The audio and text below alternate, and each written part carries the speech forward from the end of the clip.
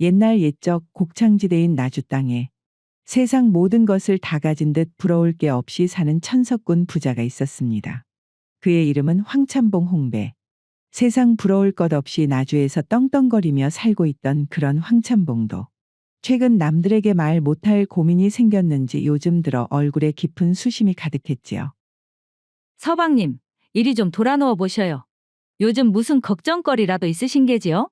밤마다 잠도 편히 못 주무시고 이리저리 뒤척이시는 소리에 제 마음도 영 편치가 않구만요. 아내의 따뜻한 위로에 황참봉은 순간 가슴이 철렁 내려앉았지요. 하지만 그는 차마 사실을 말할 수가 없어 괜히 애꿎은 헛기침만 크게 터뜨리며 아내를 등지고 돌아누웠습니다. 허흠, 별일 아니구려. 부인은 어서 잠이나 주무시오. 그저 날이 무더워 밤잠을 좀 설치는 게지. 다른 시름은 없으니 부디 염려 마시오. 황참봉이 그토록 아내의 따뜻한 손길을 외면한 데에는 실은 말 못할 이유가 숨어 있었습니다. 그는 본래 나주 땅에서 유흥을 즐기는 것을 좋아하기로 소문난 사내였지요. 며칠 전 밤에도 의뢰 그랬던 것처럼 제일 가는 기생향단이를 찾아가 밤이 깊도록 술을 마셨습니다. 하지만 마침내 정을 나누려던 결정적인 순간 평생 한 번도 겪어보지 못한 일이 벌어지고야 말았으니 바로 그의 몸이 뜻대로 움직여주지 않았던 것입니다. 어르신, 오늘은 많이 피곤하신가 봅니다. 며칠 연이어 과음을 하신 탓이겠지요. 이만 편히 쉬시는 것이 좋겠습니다. 허허, 나도 이제 어쩔 수가 없구나. 그래, 네 말대로 요 근래에 술을 너무 많이 마셨더니 몸이 말을 듣지 않는 게야. 황참봉은 애써 태어난 척 호탕하게 웃어 보였지만 그의 속은 이미 수치심과 분노로 새까맣게 타들어가고 있었습니다. 그렇기에 아내의 따뜻한 손길이 등에 닿는 순간 황참봉의 머릿속에는 며칠 전 기생집에서의 굴욕적인 기억이 번개처럼 스쳐 지나갔지요. 아이고, 그 날고 긴다는 젊은 기생 앞에서도 꼼짝 못하던 내 몸뚱이가 아니더냐.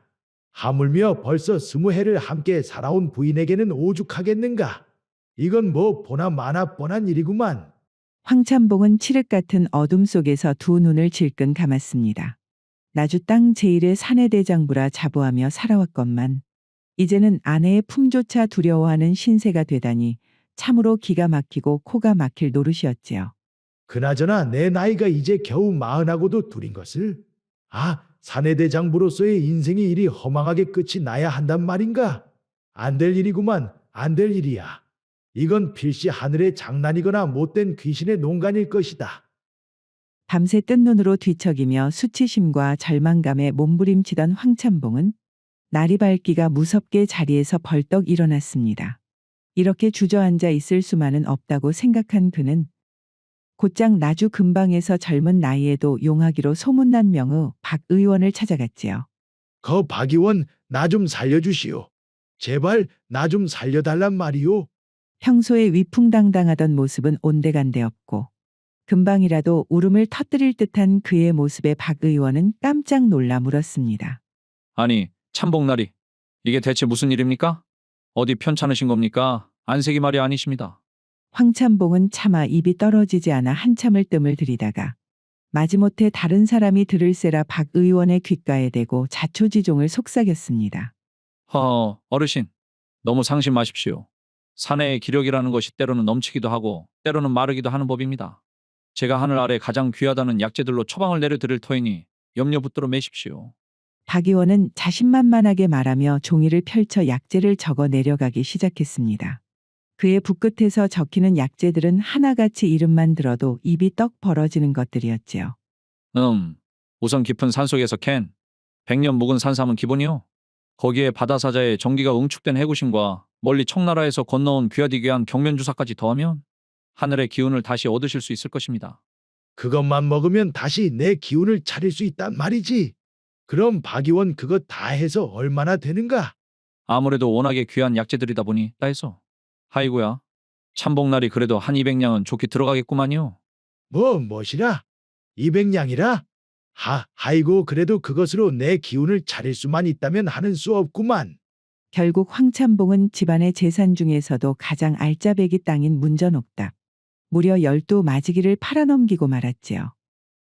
그렇게 귀하디 귀한 땅까지 팔아 마련한 약재를 몇 달간 복용한 그는 잠시나마 잃었던 기력을 되찾은 듯했습니다. 하지만 자신만만하게 그 효험을 시험하러 찾아간 기방에서 황참봉은 비싼 약값을 치렀음에도 불구하고 결과는 번번이 실망스러울 뿐이었지요. 거기다가 더 굴욕적인 것은 이제는 기방의 기생들마저 그를 동정하기 시작한 것이었는데요. 어르신, 돈은 주지 않으셔도 괜찮습니다. 이리 자주 찾아주시는 것만으로도 저희에겐 큰 영광인걸요? 그래. 그럼 오늘은 내 일찍 집에 돌아가 자야겠구나.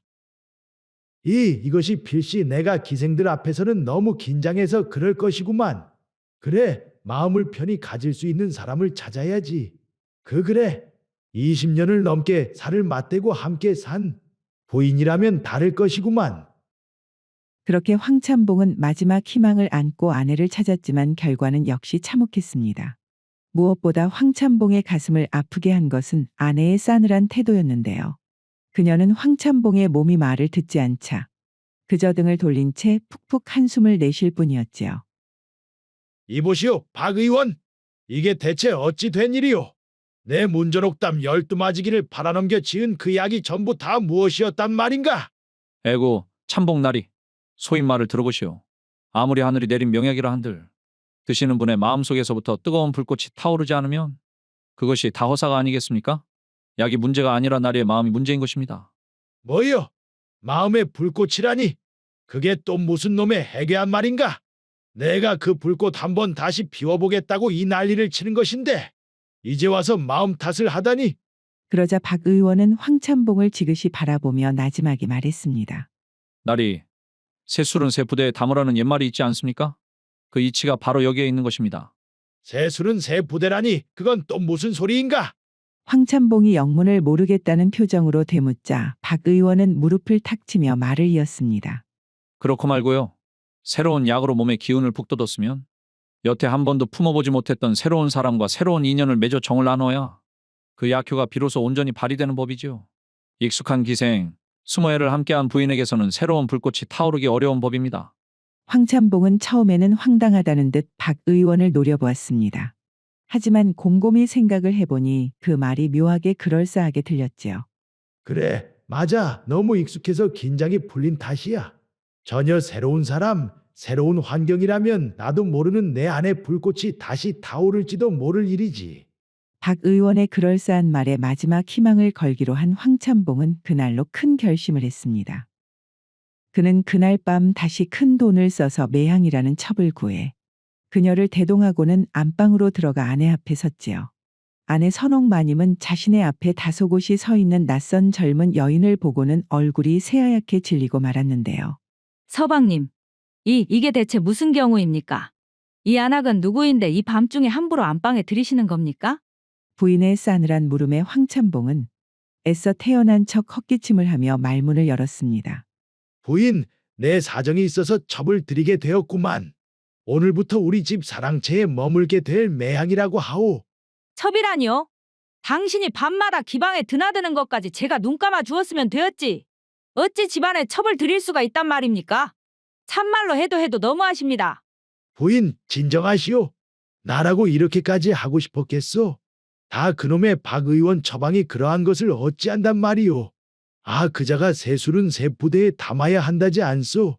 내가 이리 사내 구실도 못하고 평생을 부인과 등 돌리고 살면 어디 사람 구실이나 제대로 할 수 있겠소? 다 우리 부부 사이를 위한 일이니 한 번만 눈 감아 주시오. 황참봉의 애절한 변명에 아내는 기가 막힌다는 듯 한동안 말을 잇지 못했습니다. 그녀는 잠시 천장을 노려보다가 이내 모든 것을 체념한 듯 깊은 한숨과 함께 고개를 돌리자 황참봉은 냉큼 매향이를 이끌고 사랑채로 향했습니다.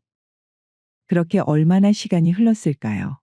안방 문이 조용히 열리고 황참봉이 다시 모습을 드러내는데 그의 어깨는 축 늘어져 있었고 얼굴에는 짙은 패배감과 절망이 그림자처럼 드리워져 있었지요.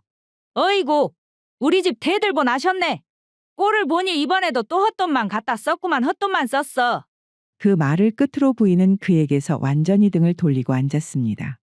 그 서늘한 등은 마치 황참봉의 인생에 내려진 최종 선고처럼 느껴졌지요. 그리하여 황참봉은 날이 밝기가 무섭게 이글거리는 눈으로 집을 나섰으니 황소처럼 거친 숨을 몰아쉬며 그가 당도한 곳은 바로 박 의원의 약방이었습니다. 으악! 아이고 사람 죽네. 느닷없는 주먹질에 박 의원은 바닥에 나동그라졌고 약방 안은 순식간에 아수라장이 되었습니다. 아, 이놈의 돌팔이 녀석아! 내 놈은 오늘 내 손에 죽은 줄 알아라. 내 놈의 그 간사한 혓바닥만 믿고 그동안 금쪽 같은 내 땅이 몇 마직이나 날아간 줄 아느냔 말이다. 아이고 참복나리. 거 흥분하지 마시고 말로 하시지요. 말로. 이게 무슨 난폭한. 말로 해. 내 놈 같으면 지금 진정이 되겠느냐? 이 사기꾼 같은 놈아. 내 이놈. 그동안 내가 갖다 바친 돈 당장 내놓아라. 내 돈 내놓으란 말이다. 이놈아. 황참봉은 마지막 힘까지 짜내어 소리를 치고는 분을 이기지 못한 채 박 의원을 바닥에 내팽개치고 약방을 뛰쳐나왔습니다. 박 의원에게 행패를 부리고도 분이 가라앉지 않은 황참봉은 허탈한 마음에 정처 없이 걷다 허름한 주막으로 들어섰습니다. 그는 그곳에 앉아 서러운 마음을 달래려 홀로 막걸리 잔을 기울이기 시작했지만 술잔을 비울수록 서러운 마음만 더욱 차오를 뿐이었지요. 아이고, 참복날이 아니십니까? 만날 고운 기생들 끼고 노시는 기방에만 가시던 어르신이 오늘은 뭔 일로 이런 누추한 곳에서 혼자 막걸리를 다 드신대요? 주모의 말은 황참봉의 아픈 곳을 정확히 찌르는 바늘과도 같았지만 황참봉은 아무런 대꾸도 할 수도 없었지요. 어차피 이 몸뚱이가 내 마음대로 따라주지도 않는데 이제 와서 기방에서 헛돈을 써봐야 무얼 하나. 기생들의 동정어린 눈빛을 돈 주고 사는 것도 하루 이틀이지. 아이고, 그나저나 내 나이 이제 42인 것을 벌써부터 사내구실을 못하게 되면 앞으로 남은 이 긴긴 세월을 대체 무슨 낙으로 삼으며 살아야 한단 말인가. 돈이 산더미처럼 있으면 뭘 하고 세상 맛있는 음식을 먹으면 또 무엇을 하나. 사내로서의 내 인생은 이것으로 완전히 끝이 나버렸는데. 그날 밤 황참봉은 술로도 서러움을 달랠 수 없자 결국 비틀거리는 걸음으로 집으로 향했습니다. 차가운 달빛 아래 대문 앞에 선 그는 자신의 한없이 초라한 신세에 그만 눈시울이 붉어졌지요. 그리고 그가 무거운 몸을 이끌고 대문을 지나 텅 빈 마당을 가로지르는 바로 그 순간 대문 옆에 위치한 행랑채에서 흘러나오는 어떤 소리에 황참봉은 발이 땅에 붙어버린 듯 그 자리에 돌처럼 굳어버렸는데요. 분명 이 소리는 몇 달 전에 우리 집에 새로 들어온 그 행랑아범의 방에서 나는 소리가 아니더냐. 이내 그 소리의 정체를 알아차린 황참봉의 얼굴은 하얗게 질리고 말았는데요. 그것은 사내와 안악이 정을 나눌 때 내는 아주 깊고도 간드러진 소리였습니다. 마치 황소가 진흙밭을 밟는 듯한 그 소리는 고요한 밤의 정적을 무겁게 깨뜨리고 있었지요. 틀림없다. 분명 그자의 방에서 나오는 소리구만. 그자도 나와 비슷한 나이의 사내일진데 저리도 힘이 넘치다니. 황참봉의 귀에 비수처럼 꽂힌 그 소리의 주인공은 바로 몇 달 전 새로 들어온 행랑아범 진수였습니다. 진수는 젊은 시절 조선 팔도를 누비던 보부상이었는데요. 하지만 그도 이제 나이가 40줄에 들어서자 평생을 이어온 떠돌이 생활을 정리하고 한 곳에 정착하고 싶은 마음에 오랜 보부상 일을 그만두고서는 아내와 함께 나주에서 가장 큰 부자인 황참봉의 집에 들어와 새로운 삶을 시작하게 된 것이었지요. 지난밤 행랑채에서 들려오던 소리에 밤새 잠을 설친 황참봉은 다음날 아침이 되자 굳은 결심을 하고 일부러 하인들을 시켜 행랑아범 진수를 조용히 사랑채로 불러들였지요. 자, 우선 술 한 잔 받게나. 내가 자네에게 기니 물을 말이 있어 불렀다네. 진수는 당황하여 어쩔 줄 몰라 했지만 주인의 권유를 거절할 수 없어 공손히 술잔을 받았습니다. 술잔이 한 순배 돌자 황참봉이 슬며시 입을 열었지요. 듣자 하니 자네가 나와 나이가 거의 비슷하다고 하던데 그 말이 맞는가? 네, 참복나리. 그러한 줄로 알고 있사옵니다. 그 대답을 듣자마자 황참봉은 갑자기 진수의 손을 덥석 잡고서는 나주 제일의 부자라는 체면도 잊은 채 애원하기 시작했는데요. 아이고, 이 사람아. 나 좀 살려주시게나. 주인의 돌발 행동에 진수는 눈만 껌뻑이며 어리둥절해했지요. 그런 진수에게 황참봉은 지난 몇 달간 겪었던 자신의 기막힌 사연과 굴욕적인 실패담을 남김없이 털어놓았습니다. 그래서 말인데 자네는 며칠에 한 번씩 부인과 정을 나누는가? 나리, 그것은 참으로 부끄럽습니다마는. 아, 사흘 터울로? 그래, 바로 그거야. 대체 그 비결이 무엇인가? 혹시 어떤 약을 먹는가? 아니면 비방이라도 있는 겐가? 진수는 한참을 곤란한 표정으로 고민하더니 마침내 무언가 결심한 듯 조심스럽게 입을 열었습니다. 사실 저도 나리처럼 힘에 부치던 때가 있었습니다. 헌데 음양수라는 것을 마시고부터는 몸이 예전 같지 않게 좋아졌습니다. 음양수? 그럼 나도 좀 그곳에 데려가 줄 수 있겠는가? 제발 부탁일세. 내 여태까지 약에 쓴 돈만 해도 논 20마지기가 넘을 걸세. 자네 말대로 그 음양수를 마시고 효과만 있다면 내 자네에게 500냥. 아닐세, 아닐세, 1000냥을 줌세. 진수는 자신의 귀를 의심했습니다. 천냥이라니 평생 만져볼 수도 없을 거라 생각했던 어마어마한 돈이었습니다. 천냥이나 말입니까? 하이고, 알겠습니다. 참복 나리. 이 미천한 놈이 나리를 위해서라면 어디라도 안내해 드리고 말고요.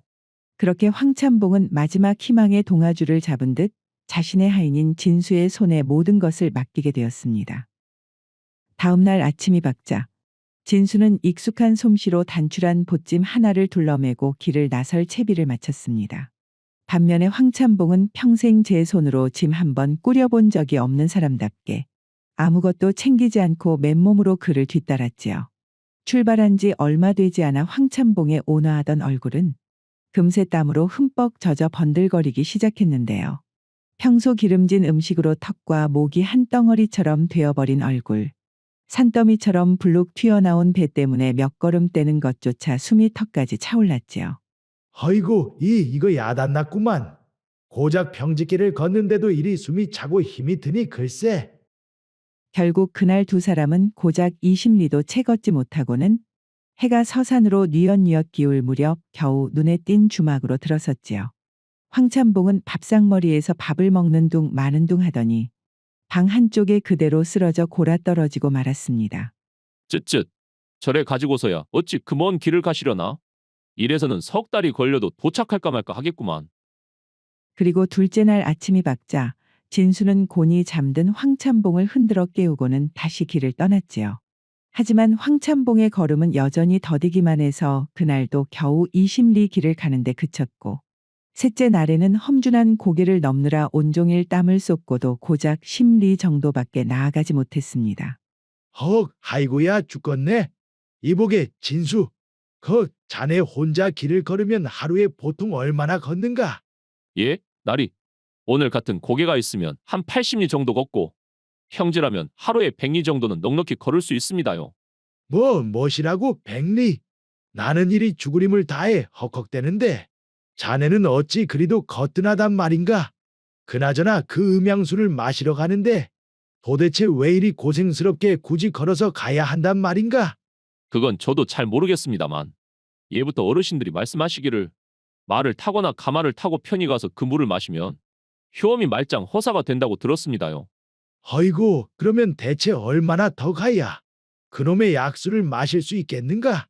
참복 나리의 걸음으로는 아마 석 달은 좋게 넘게 걸릴 것 같습니다. 멋이라? 석 달이나 말인가?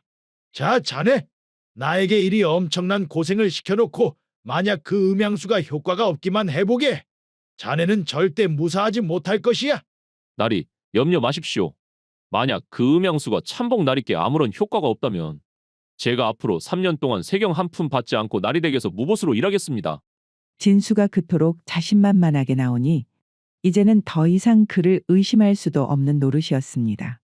이제 그에게 남은 것은 그저 아무 말 없이 진수의 뒤를 묵묵히 따라가는 것뿐이었습니다. 그렇게 걷고 또 걷기를 반복하며 시간은 어느덧 2달이 훌쩍 흐르고 황참봉은 지난 2달간의 매일 같은 산행으로 이전과는 보기 다르게 홀쭉하게 변해버렸지요. 이보게, 진수. 내가 방금 아주 놀라운 것을 보았네.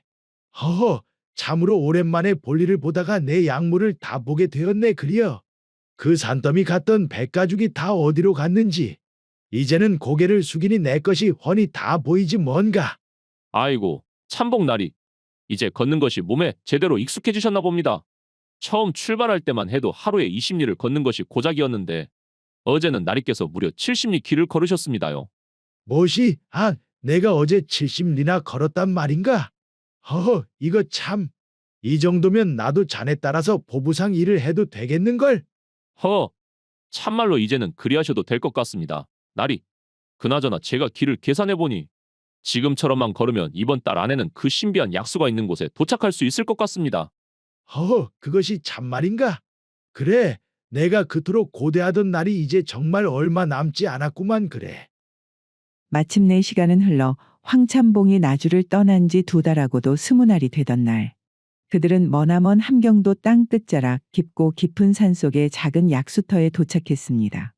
그곳은 속세와 단절된 듯 고요했고 진수의 말처럼 바위 틈에서 맑은 물이 조르르 소리를 내며 흐르고 있었지요. 참복 나리, 이것이 바로 나리께서 그토록 고대하시던 음양수라 불리는 약수입니다. 어서 드셔보시지요. 황참봉은 감격에 겨워 떨리는 손으로 표주박을 받아들었습니다. 그리고는 2달이 넘는 고생의 시간을 보상받으려는 듯 단숨에 벌컥벌컥 들이켰지요. 참말로 자네 말대로 물맛이 아주 기가 막히는구먼.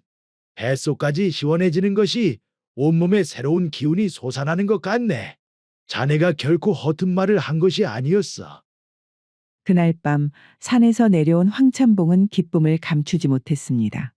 그는 진수의 손을 붙잡고 모든 것이 자네 덕인데 내 축하를 하지도 않고 넘어갈 수가 없구만. 라며 진수를 꼭 대접을 해야겠다며 그를 장터 근처에서 가장 이름난 기방으로 데리고 가 거나한 술과 함께 하룻밤을 보냈지요. 그리고 다음 날 아침 진수는 먼저 기방 대문 앞에 나와 황참봉을 기다리고 있었습니다.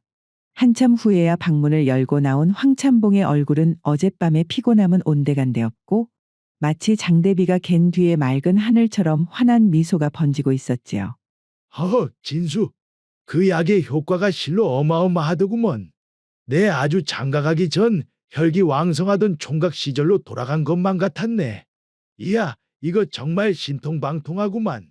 허, 약효가 있었다니 그거 참 듣던 중 반가운 소리입니다. 나리, 기쁨에 겨운 황참봉은 문득 아쉬운 생각이 들어 진수에게 제안했지요. 아, 그런데 여기까지 왔는데 이왕 온 김에 한 번 더 약수를 마시고 가는 것이 어떻겠는가? 그러면 더 좋아지지 않겠나? 아닙니다. 나리, 지금의 참복 나리께는 그 약수가 더 이상 효과가 없을 것입니다. 그러니 이제 그만 돌아가시지요. 그래, 내일이 자네 말대로 약효를 확인했으니 자네가 그렇다면 그런 것이겠지. 그럼 이제 다시 나주로 돌아감세. 그리하여 집을 나선 지 거의 100일 만에 황참봉과 진수는 마침내 그리운 나주의 집으로 돌아오게 되었습니다. 완전히 다른 사람이 되어 돌아온 황참봉의 모습에 집안 식구들은 모두 입을 다물지 못했지요. 그렇게 황참봉은 집에 도착하고 하루를 푹 쉰 뒤 진수를 다시 사랑채로 불렀는데요. 진수, 이리 와서 앉게나. 자네가 아니었으면 내 정말 인생의 낙을 평생 다시는 못 느끼고 살 뻔했네. 자네 덕분에 내가 다시 삶을 찾았으니 자, 여기 약속한 천냥일세. 저는 그저 참복 나리께 도움이 되었다는 것만으로도 다행이구만요. 그나저나 나리, 어젯밤에는 어떠셨습니까? 아, 이 친구야, 말도 마시게. 오늘 아침에 우리 부인이 나를 보는 눈빛부터가 아주 달라졌다니까. 그나저나 자네, 이 큰돈을 가지고 무엇을 할 셈인가? 옛날부터 돈이 생기면 큰 마을에 가서 도매상 하나를 차려보고 싶었는데 이제는 참복 나리 덕에 제 평생의 꿈을 이루게 되었구만요. 참으로 감사합니다요. 나리, 아이고, 감사는 내가 해야 할 일이지. 이제 막 자네랑 벗이 된 듯하여 정이 들었는데 이리 떠나보내려니 아쉽구먼 그래. 그렇게 3일 후 진수 내외는 정든 황참봉의 집을 떠나게 되었습니다. 황참봉은 몸소 마을 어귀까지 그들을 배웅하며 새로운 삶을 시작하는 그들의 성공적인 앞날을 진심으로 빌어주었지요. 그리고 진수가 떠난 지 일주일의 시간이 지났을 때쯤 하루는 여종 말숙이가 행랑채를 청소하다 발견했다며 작은 쪽지 하나를 황참봉에게 전달해 주었는데 그 쪽지에는 단 한 줄의 글씨가 정갈하게 적혀져 있었지요. 참복 나리께 보행이 바로 가장 귀한 약입니다. 그 쪽지를 보고서야 황참봉은 모든 것을 깨달았습니다. 자신의 정력이 돌아온 것이 신비한 음양수 때문이 아니라 석 달 동안 쉼없이 이어졌던 고된 걷기의 결과였다는 것을 말이지요. 아이고, 허허, 내가 진수 그놈에게 단단히 당해불었구나, 당해불었어. 그는 잠시 멍하니 쪽지를 내려다보다가 이내 실소를 터뜨리며 혼잣말을 계속해서 되뇌었지요. 그날 밤 잠자리에 들려는 황참봉에게 아내가 조심스럽게 물었습니다. 서방님, 그 음양수 말입니다. 혹 다시 마시러 가실 생각은 없으십니까요? 황참봉은 잠시 멈칫하더니 이내 미소를 지으며 아내를 바라보며 대답하였지요. 허허, 내 다시는 그럴 일은 없을 것 같구먼. 다만 내일부터는 아침마다 마을 한 바퀴씩은 꼭 걸어야겠어. 황참봉의 말끝에는 진수에게 속았다는 분한 기색이 살짝 묻어났지만 그와 동시에 돈으로도 살 수 없는 귀한 깨달음을 얻은 자의 시원함 역시 함께 느껴졌습니다.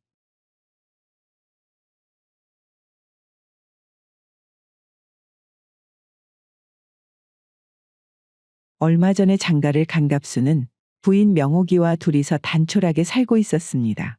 서방님, 그럼 저는 이제 일을 하러 다녀올 테니 서방님께서도 고생하셔요. 그려 마누라.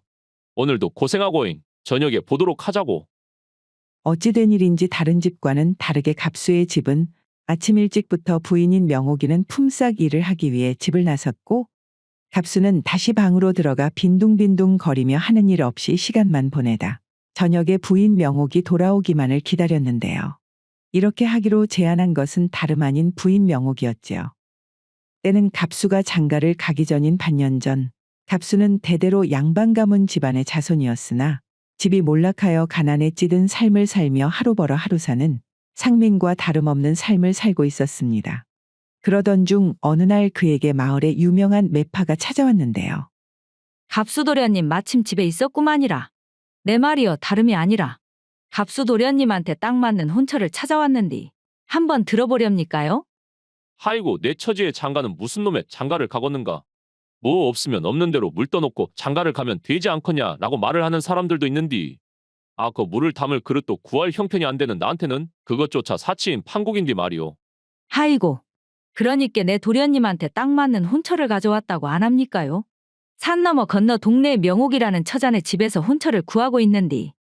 아, 그 집이 양반 집안은 아니어도 농사를 제법 크게 하는 분홍인디 말이어요.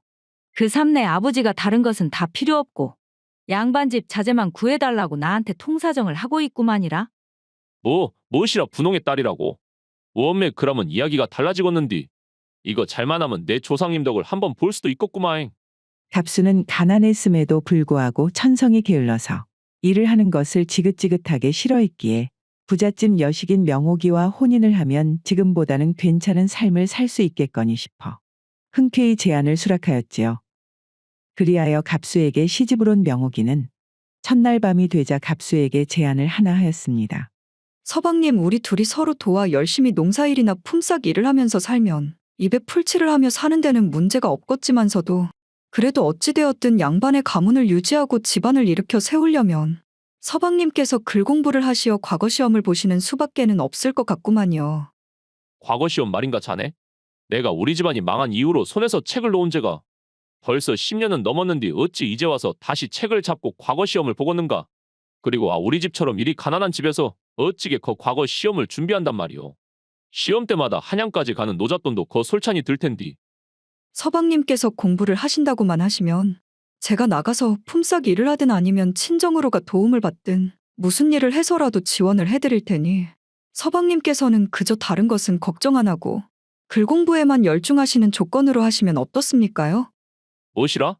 글 공부만 하는 조건으로 말인가?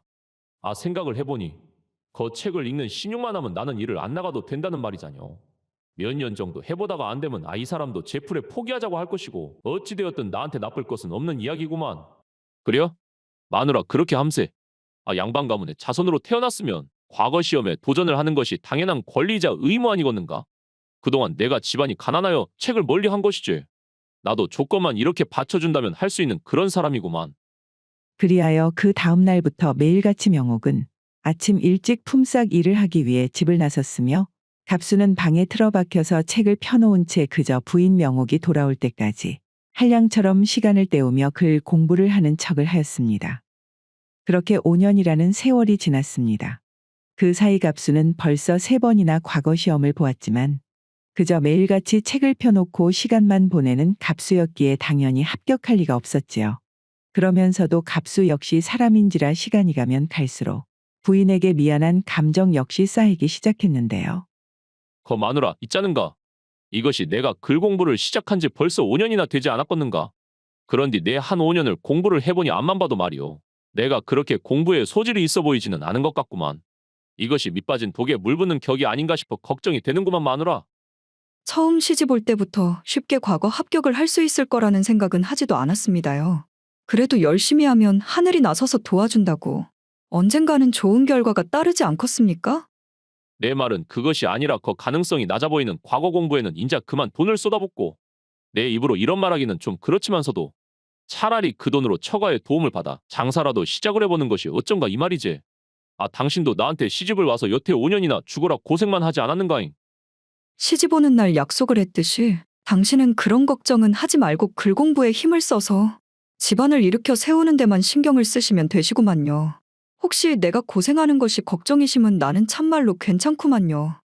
다른 것은 몰라도 내 무슨 수를 써서라도 당신 공부하는 것 뒷바라지를 한다고 하지 않았습니까요? 아 알았구만 알았소. 나는 그냥 당신 생각해서 하는 말이제 그려. 갑수는 자신의 말을 들어주지도 않은 채 그저 과거 시험만 보라고 하는 부인 명옥이의 말에 답답함을 느꼈습니다. 그리하여 마을에서 오랫동안 친구였던 덕파리를 만나 신세한탄을 하였지요. 참말로 답답하구만.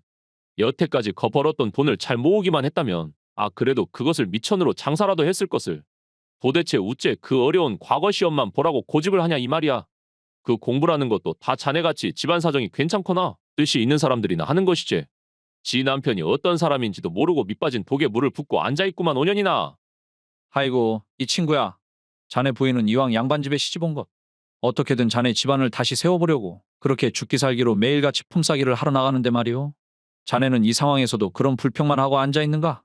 갑수 자네는 자네 부인이 어떻게 돈을 벌고 있는지 알기는 하는가? 덕팔이 이 친구가 갑자기 성을 내고 그런디야. 어떻게 돈을 벌든 거 각자 집안에 사정이 있는 것이지. 그러고 막말로 공부를 거 아무나 하는가? 이 친구가 아주 긁게나 읽는다고 친구를 위로해주지는 못할 망정 성인군자 같은 소리를 하고 앉아있구만. 되었네 되었소. 내 자네한테 아주 괜한 소리를 꺼냈구만. 시간은 다시 그로부터 3년이 흐르고 갑수가 과거 공부를 시작한 지도 무려 8년이나 지났습니다. 하루는 갑수가 한양에서 과거 시험을 보고 또 다시 낙방을 하여 먼 길을 걸어 집에 도착을 하였지요. 마누라. 마누라. 이 사람이 시간이 이렇게 늦어가는데 도대체 어디를 간 것이오? 남편이 힘들게 한양에서 집으로 돌아왔으면 딱하니 고깃국이라도 차려놓아야 하는 것이지. 이래서야 원. 갑수가 궁시렁대며 방으로 들어가니 방에는 쪽지가 하나 놓여 있었는데요. 쪽지에는 부인 명옥이 친정에 일이 있어 3일 정도 집을 비울 테니 걱정하지 말라고 쓰여 있었지요. 생각해보니 내 장가를 들었을 때 첫 해를 빼고는 처가에는 한 번도 발걸음을 하지 않았구만. 이것이 가만 보니 8년이나 되었는디. 아이고야 참말로 나도 나구만. 그제서야 무려 8년이나 처가에 발걸음을 한 번 하지 않은 것에 죄책감이 느껴진 갑수. 갑수는 오랜만에 처가에 인사라도 드리고 명옥이도 데리고 올 겸 겸사겸사 8년 만에 처가가 있는 마을로 향했습니다. 그렇게 산을 하나 넘고 20리길을 걸어 처가에 도착을 하니 이것이 웬일입니까? 분명히 8년 전 장가를 갔을 때는 엄청난 부잣집은 아니었지만 그래도 제법 기품이 있었던 기와집은 사라지고 허름한 초가집만 그곳에 떡하니 있는 것 아니겠습니까? 웜에 이것이 누구여 자네 이서방 아닌가? 자네가 여기까지는 무슨 일로 다 발걸음을 하였는가잉? 장모님 그간 안녕하셨습니까? 제가 자주 찾아뵈었어야 하는데 참말로 죄송합니다. 그나저나 저희 집사람이 여기 있습니까요, 장모님? 우리 명옥이 말이여? 자네밖에 모르는 우리 딸녀는 3년 전에 마지막으로 오고 우리 집이 일이 된 이후로는 한 번도 찾아온 적이 없구만. 3년 전을 마지막으로 말입니까? 그나저나 장모님 무슨 일이 있으셨길래 집이 일이 되었답니까? 제가 장가 갔을 때는 분명 제법 큰 기와집이었던 걸로 기억하는데 말이오요. 명옥이가 자네한테 말 안 하던가? 3년 전에 안 그래도 흉년이 심하게 들어서 힘든 차에 집에 불이나 다 타버려서 일이 되지 않았겠는가? 땅이라도 있었으면 집이 일이 된 것이 아무것도 아니겠지만서도 명옥이가 자네한테 시집을 간 이후로 자네 공부를 시킨다고 우리가 가지고 있는 땅의 절반 이상을 팔아먹어버렸으니 어떻게 집을 복구할 수가 있었겠는가? 오, 몸에 무엇이라고요? 참말로 면목이 없습니다, 장모님. 그나저나 자네 장가간 지 거진 10년이 다 되어가는데 아직도 그 과거 시험을 붙잡고 살고 있는가? 아, 자네한테 들어간 돈이 얼마인데 이제 그 정도면 할 만큼 한 거 아니냐 이 말이요. 그 정도 했으면 자네도 우리 명옥이를 위해서 그만하고 땅이라도 일굴 생각을 해야지. 원 이거 가문 하나만 보고 시집을 보내놨더만 집안 기둥을 다 뽑아버렸구만 참말로. 갑수는 장모님 앞에서 한없이 죄스러운 마음이 듦과 동시에 한편으로는 의문 역시 생기기도 했습니다. 바로 부인 명옥이 분명 최근까지도 한 달에 며칠씩은 처가에 다녀온다고 하며 외출을 했었기 때문이었지요. 그제서야 몇 년 전 자신의 친구 덕팔이 한 말이 떠오른 갑수. 자네는 이 상황에서도 그런 불평만 하고 앉아 있는가? 갑수, 자네는 자네 부인이 어떻게 돈을 벌고 있는지 알기는 하는가? 그리하여 갑수는 다시 자신의 마을로 돌아와 친구 덕팔이의 집을 찾았습니다. 그리고 덕팔이에게 사정을 이야기한 후 뭔가 알고 있는 것이 없냐고 추궁을 하니 덕팔이 마지못해 입을 열었지요. 그것이 말이오, 갑수 자네. 거 흥분하지 말고 듣게나.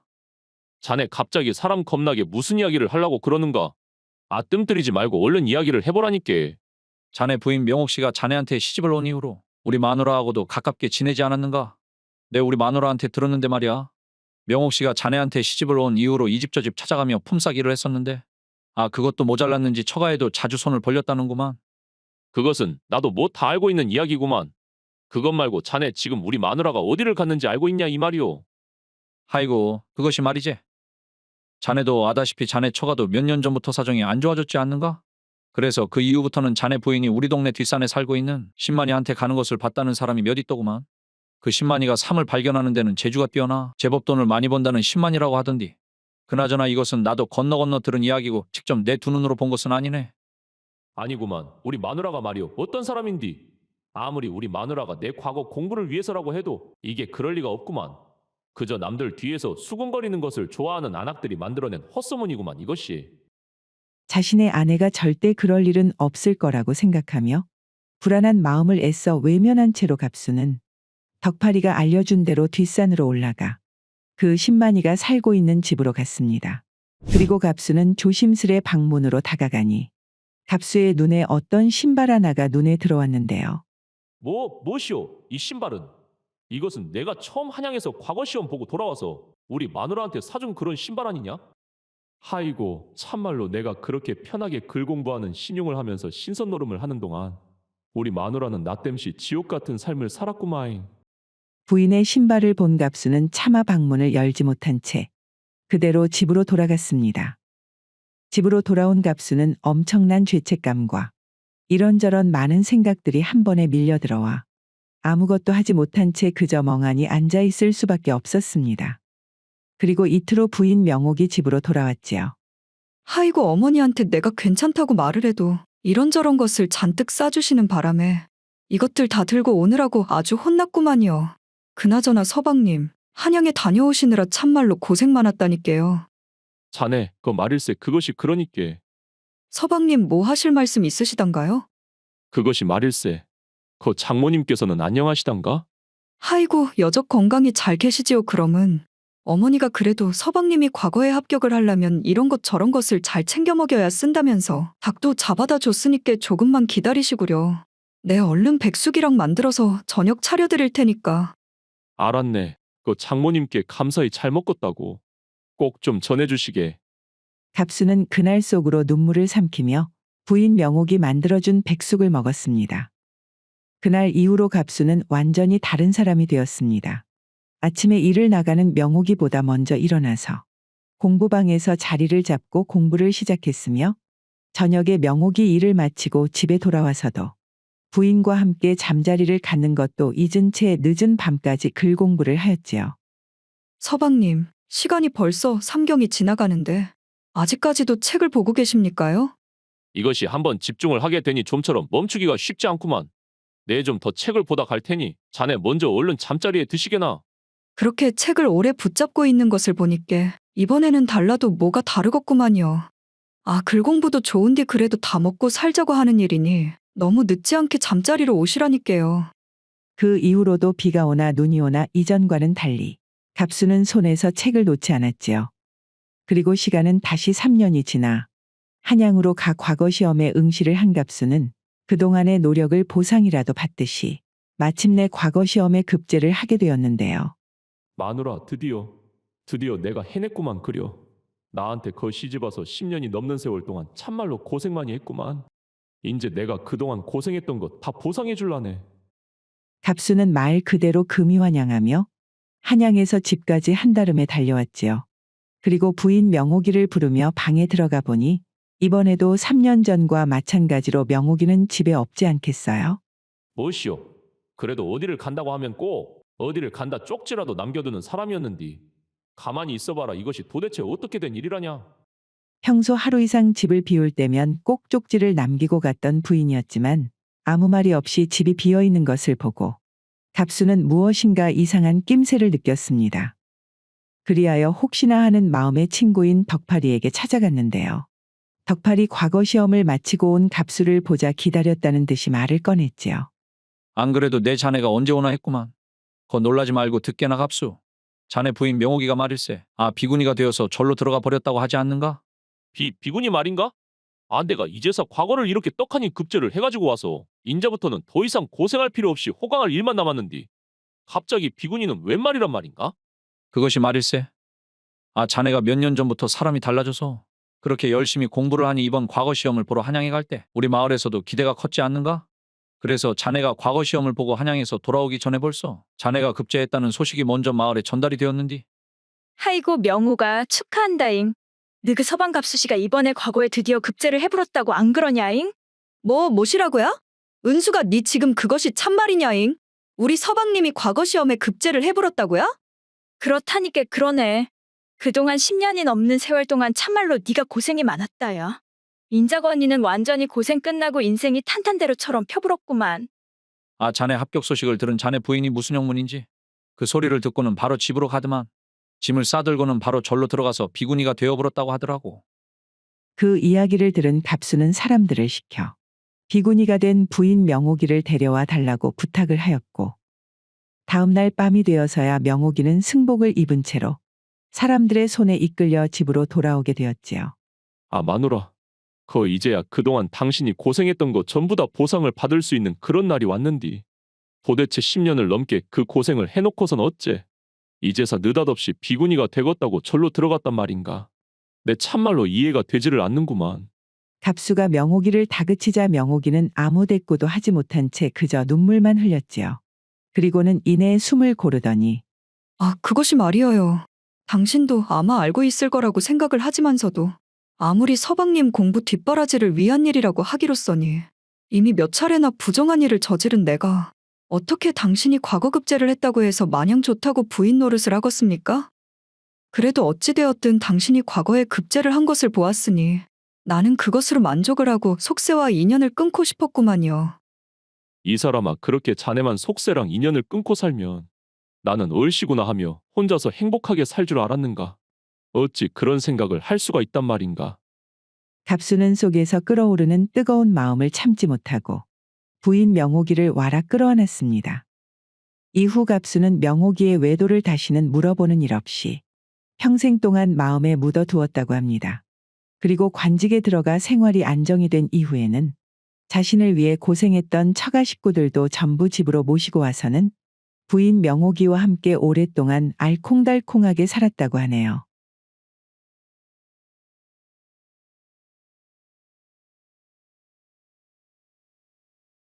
어느 지방의 한적한 마을에서 살고 있는 덕팔이는 양반 가문의 3대 독자로 글 공부에 탁월한 재능을 보였습니다.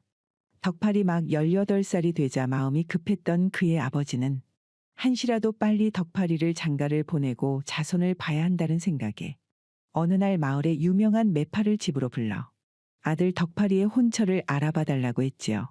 진사 어르신, 그러니까 덕팔이 도련님을 말입니까요? 아, 그럼 내가 자식이 덕팔이 말고 더 있는가? 자네가 좀 힘을 써서 될 수 있으면 한양에 살고 있는 그런 규시로 좀 알아봐 줬으면 좋겠구만. 덕팔이가 이제부터는 과거 시험을 보기 시작할 텐디 말이요. 그럴라면 과거에 급제하기 전까지 처가살이를 하더라도 한양에서 지내는 편이 좋을 것 같아서 그런다네. 거시기 그러니께 거 찾아보면 한양에서 양반 가문에 시집을 오고 싶어하는 그런 집을 찾는 것은 가능할 것 같은데 말이어요. 그란디 다른 사람은 몰라도 덕팔이 도련님한테 아직 혼사는 좀 이르지 않겠습니까요? 자네 지금 그것이 무슨 소리인가? 우리 아들놈이 어디가 어때서? 양반 가문 3대 독자에다가 글 공부도 어디에서 빠지지 않으니 몇 년만 공부를 하면 과거 시험도 떼어놓은 당상 아니겠는가? 덕팔이 도련님이 글 공부가 뛰어난 것을 이 동네 사람들 중에 모르는 사람이 어디 있겠습니까요, 어르신? 그란디 글 공부에만 너무 뛰어난 것이 문제니께 그러제라. 도련님이 책만 볼 줄 알지 순진해도 너무나 순진해 놓으니께 내파인 내가 이런 말씀을 드리는 것이 쪽간 것이기 한디 덕팔이 도련님은 아직 시간이 좀 더 필요하지 않겠냐 이 말이지라. 뭐시라? 그 문제야말로 장가를 가면 자연스럽게 해결이 되는 문제 아니겠는가? 내 말일세 더 나이가 들기 전에 손주를 봐야 마음이 편할 것 같으니 말이요. 자네는 괜한 소리 말고 그 한양 쪽에 괜찮은 자리나 좀 빠른 시일 내에 알아봐 주시게나. 알겠습니다요, 어르신. 매파가 황진사의 부탁을 받고 덕팔이의 혼처를 알아본 상대는 덕팔이보다 8살 연상의 한양에 살고 있는 명옥이라는 처자였습니다. 명옥은 홀 어머니와 함께 살고 있었는데 거상이었던 아버지가 세상을 뜨며 남기고 간 재산이 상당했었지요. 그렇기에 돈보다는 가문의 이름값이 더 중요했던 명옥의 어머니는 어떻게든 부잣집보다는 양반 가문에 자신의 딸을 시집 보내고 싶어 했기에 매파에게 간곡히 부탁을 했었던 것이었습니다. 그렇게 글 공부에 특출난 청년이라고 하는디 네 생각은 어쩌냐잉 명호가. 어머니 일단 나이가 너무 어리고 당장 매파가 거 세상 물정을 모른다고 말할 정도인디 그것이 마음에 너무나 걸리는구만요. 이것이 나이를 그라고 묻고도 아직도 태평한 소리를 하는구만. 그러니까 뭘 잘 모를 때 우리가 먼저 나서서 확 잡아야 하지 않겠냐?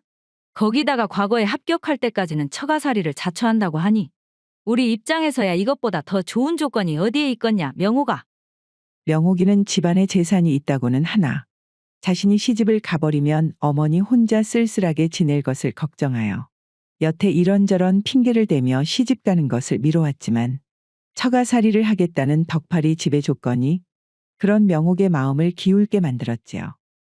그렇게 두 집안의 요구가 서로 맞아떨어지니 덕팔이와 명옥이의 혼담은 생각보다 더 빠르게 진행이 되어 혼담 이야기가 나온 지 한 달도 채 되지 않아 덕팔이는 명옥이와 혼례를 치르게 되었습니다. 그리고 첫날 밤이 되자 여자 경험이라고는 전무한 덕팔이는 긴장이 역력한 표정으로 신방에 앉아 멀뚱멀뚱 명옥이를 쳐다만 보고 있었지요. 부부인, 거 미안하구려. 내 태어나서 단 한 번도 여자와 단 둘이 한 방에 있어 본 적이 없다 보니 도대체 이 상황에서 무엇을 어찌해야 할지 도무지 모르겠구만 그려. 덕팔이 긴장되는 자신의 마음을 솔직히 털어놓자 명옥은 조용히 미소를 지으며 덕팔이에게 작은 술잔에 술을 한 잔 따라주었습니다. 서방님께서는 그저 평소 주무시는 것처럼 이부자리에 누워만 계시면 되십니다. 그리하여 덕팔이는 명옥이 따라준 술을 한 잔 마시고는 어두운 방에서 부인 명옥에게 다가가는 순간 갑자기 신방 밖에서 서걱서걱 하는 소리와 함께 창에는 칼 그림자가 스쳐 지나가지 않겠어요? 덕팔이는 그 그림자를 보고 경기를 일으키듯 쏘스라치게 놀라기 시작했습니다. 때는 2해 전 어느 여름날 밤. 지금은 돌아가신 장난기 많은 덕팔의 할머니가 덕팔이를 놀려줄 요량으로 무서운 이야기를 하나 들려주었습니다.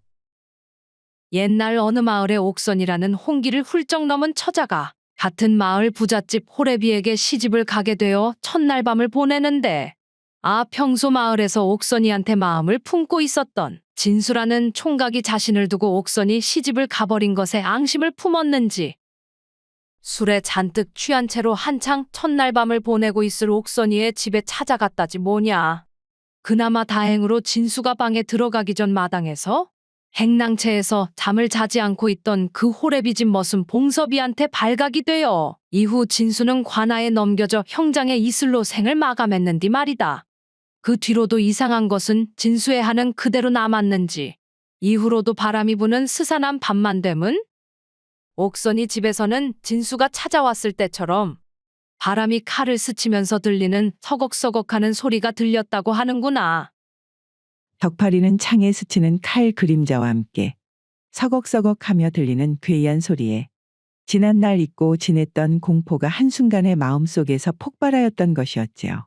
할머니가 예전에 이야기를 해줬을 때도 분명히 오랫동안 시집을 안 간 나이가 많은 처녀라고 했는디 우리 부인도 가만 보니 나이가 이미 20대 중반을 넘었는디 말이오.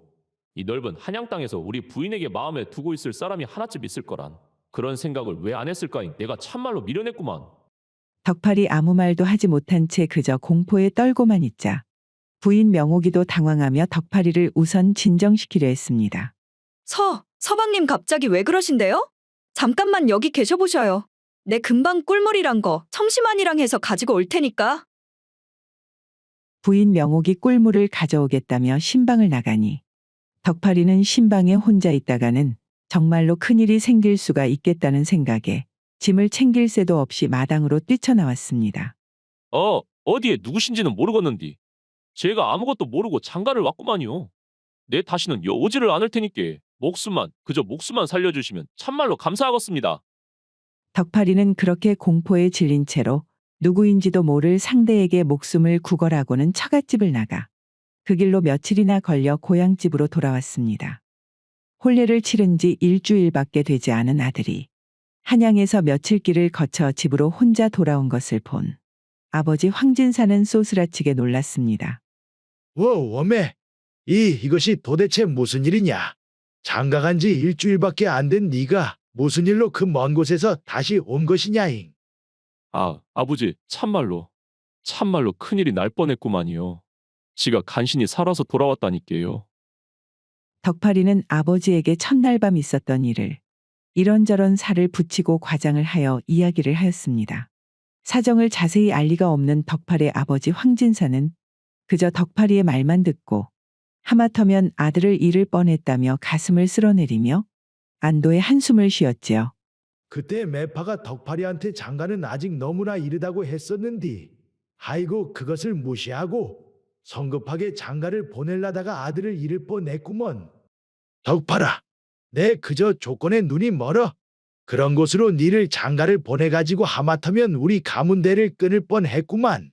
이것이 전부 내 잘못이다 덕팔아. 아니구만요 아버지. 한양에 있는 남의 집 사정을 아버지가 무슨 수로 알 수 있었겠습니까? 앞으로는 말이다. 내 더 이상 너한테 재촉을 안 할 테니 말이다. 그저 조바심 내지 말고 글 공부에만 정진하도록 하자야. 그 몇 년이 걸려도 좋으니 말이다. 내 다시 생각해보니 장가야 너가 과거에 합격을 한 이후에도 언제라도 갈 수 있는 것인데 참말로 내가 너무나 마음이 앞섰구만. 알겠습니다요 아버지. 저도 집으로 오는 내내 그 편이 나을 거라고 마음속으로 생각했구만요. 한편 그 시각 신부인 명옥의 집도 한바탕 난리가 났습니다. 명호가 도대체 무슨 일이 있었는디 황서방이 저라고 첫날 밤 집을 나간 후에 돌아오지 않는다냐잉. 너 혹시 어린 황서방한테 못된 장난이라도 친 거 아니다냐잉. 아니구만요 어머니.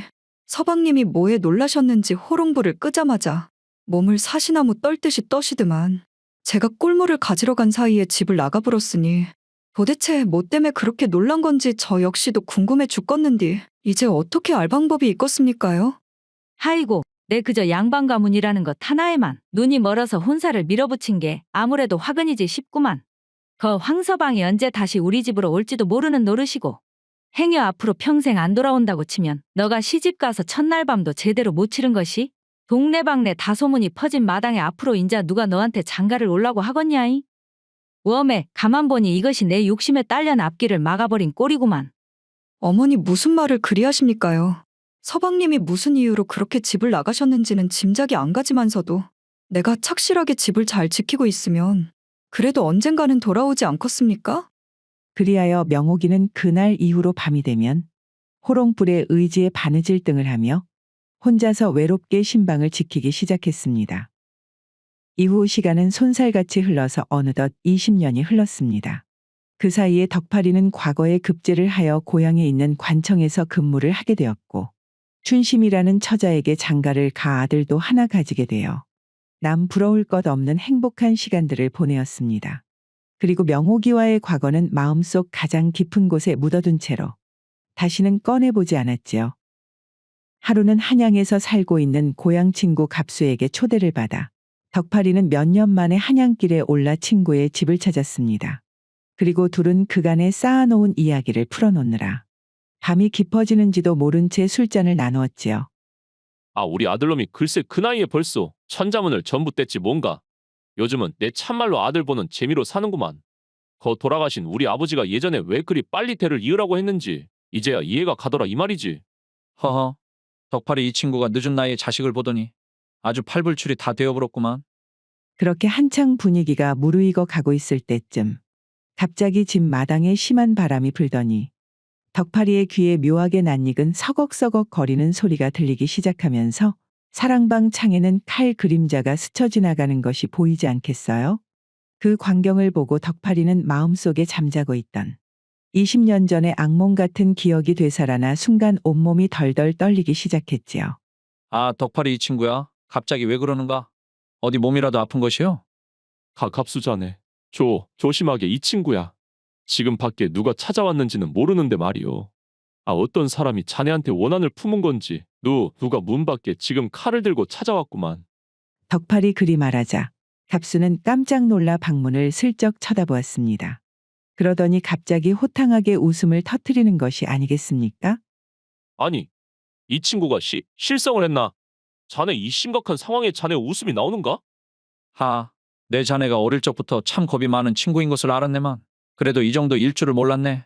덕팔이 자네 정말 오랜만에 만나서 나에게 큰 웃음을 선사해 주는구만. 저 소리는 이 친구야. 대나무 잎이 바람에 스치는 소리고 자네가 말하는 칼 그림자라는 것도 달빛에 비친 대나무잎 아닌가? 무엇이라고? 이 소리가 지금 대나무 잎소리란 말이요? 그것이 참말인가 자네? 아, 참말이고 말고. 생각해보니 우리 고향에서는 대나무 보기가 힘들기는 했구만. 평생을 너무나 두려워서 마음속에 꽁꽁 숨겨놓았던 그 소리가 겨우 대나뭇잎 소리였다는 말에 덕팔이는 다시 한번 곰곰이 생각을 해보니 불현듯 20년 전 명옥의 집 신방 밖에도 대나무가 있었다는 사실이 기억이 났습니다. 그리고 덕팔의 머릿속에 처갓집의 대나무가 아른거리기 시작하자 덕팔이는 말 그대로 세상이 뒤집어지는 기분이 들었지요. 오, 몸에 내가 도대체 내가 무슨 짓을 저지른 것이냐인 대체. 덕팔이 이 친구야. 거 술 마시다 말고 갑자기 어디를 가는가 이 친구야? 아, 친구가 거 좀 비웃었기로서니 이렇게 가버리면 내가 뭐가 되는가 이 친구야? 갑수는 밤이 깊은 시간임에도 불구하고 느닷없이 자신의 집을 나서는 덕팔이를 불러 세우려 해보았지만 덕팔이는 그저 실성한 사람처럼 울부짖으며 뒤도 돌아보지 않은 채 밤길을 떠나버렸습니다. 이것이 참말로 무슨 일이다냐? 도대체 뭐가 뭔지 모르겠구만. 그렇게 갑수의 집을 나온 덕팔이는 기억을 더듬어 20년 전 자신의 처가였던 명옥이의 집을 찾아갔습니다. 그리고 명옥의 집에 도착을 해 신방으로 썼던 방문을 확인해 보니 그곳에서는 아직도 어느 여인이 바느질을 하고 있는 그림자가 호롱불로 인해 창호문에 비춰지고 있었지요. 한참을 방문 앞에 서서 들어갈까 말까 망설였던 덕팔이는 가지고 있는 용기를 전부 쥐어짜내 입을 열었습니다. 부인, 덕팔이가 왔구만. 들어가겠네. 떨리는 손으로 방문을 열었더니 이것이 웬일입니까? 미안함의 눈물로 가득 찬 덕팔이의 흐릿한 시각으로 방 안을 들여다보니 부인 명옥의 모습은 자신이 뛰쳐나왔던 20년 전의 모습과 조금도 변함이 없이 그대로이지 않겠습니까? 덕팔이는 자신이 지금 보고 있는 광경이 믿기지 않아 손으로 눈물을 훔치고 다시 제대로 부인의 모습을 보니 그제서야 그 곱디 고운 새 신부의 얼굴에 주름이 가득 올라온 것이 보였지요. 세월이 참 많이도 흘렀습니다. 그려. 그러게나 말일세. 거 장모님께서는 지금 주무시고 계시단가? 어머니는 서방님께서 첫날 밤을 치르지 않고 나간 후 며칠가 지나지 않아 모든 게 자신의 잘못이라며 심하게 자책을 하시다. 결국 화병을 얻으셨는지 자리에서 일어나지 못하시고 그만 돌아가셨습니다. 오, 웜에 그랬구마잉. 내가 도대체 당신한테 미안하다는 말 말고는 할 수 있는 말이 없구만. 내 참말로 자네한테 갚을 수 없는 죽을 죄를 지었네. 덕팔이는 그저 명옥이의 손을 잡은 채 아무 말도 하지 못한 채 그저 눈물만 흘리고 있었지요. 그렇게 한참을 둘은 말없이 서로만 바라본 채로 고요한 정막이 흐르는 가운데 먼저 입을 연 것은 명옥이었습니다. 서방님 다른 것은 다 괜찮으니 20년 전 첫날 밤 어찌된 영문으로 집을 나가셨는지 그 이유나 좀 알려주시지요. 그날 이후로 저는 영문도 모른 채 이렇게 생과부신세가 되어 누구의 품에도 안기지 못한 채 이 방에서 당신만을 기다렸습니다. 지난 20년의 세월 동안 아무리 생각을 해보아도 내 미천한 상상력으로는 그날 밤 무슨 일이 있었는지 도무지 짐작조차 가지 않습니다. 그러니까 부인 그것이 말이오.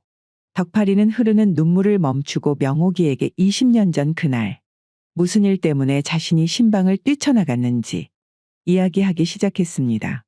그리고 이야기는 자연스레 이후 자신이 살아온 이야기로 옮겨가 과거 급제를 한 일과 또 다시 장가를 간 일, 그리고 아들을 얻은 일까지 명옥이에게 빠짐없이 털어놓았지요. 덕파리의 말을 작은 대꾸도 없이 조용히 듣고만 있었던 명옥은 덕파리의 이야기가 끝나자 기다렸다는 듯이 입을 열었습니다. 한 가지 부탁이 있는데 괜찮겠습니까? 부탁 말이오. 무엇이든 원하는 것이 있으면 말을 하시오. 내가 가능한 것이면 전부 들어드리리다. 20년 전 마무리하지 못한 채로 남겨두었던 첫날 밤의 한을 풀어주시어 제 마음속에 그간 쌓인 한을 조금이나마 덜어주셨으면 합니다. 첫날 밤에 한을 풀어달라니. 그것이 무슨 말이오 당신. 명옥이는 덕파리의 물음에 대답 대신 조용히 호롱불을 껐습니다. 밤하늘에는 달이 환하게 떠 있고 어디에서부터 시작되는지 알 수 없는 바람은 또다시 명옥의 집 앞 대나무 잎을 스쳐 지나가 서걱거리는 소리를 만들었지만 그 소리는 더 이상 덕파리의 귀에 위협적으로 들리지 않았습니다. 다음 날 아침이 되고 잠에서 깬 덕파리는 앞으로 이제 어떻게 해야 하나라는 깊은 고민에 빠져 아무 말도 못한 채 그저 멍하니 앉아 있었습니다. 20년 전의 그날처럼 부인 명옥이는 그런 덕파리를 보며 다 이해한다는 듯이 미소를 지으며 말을 건넸지요.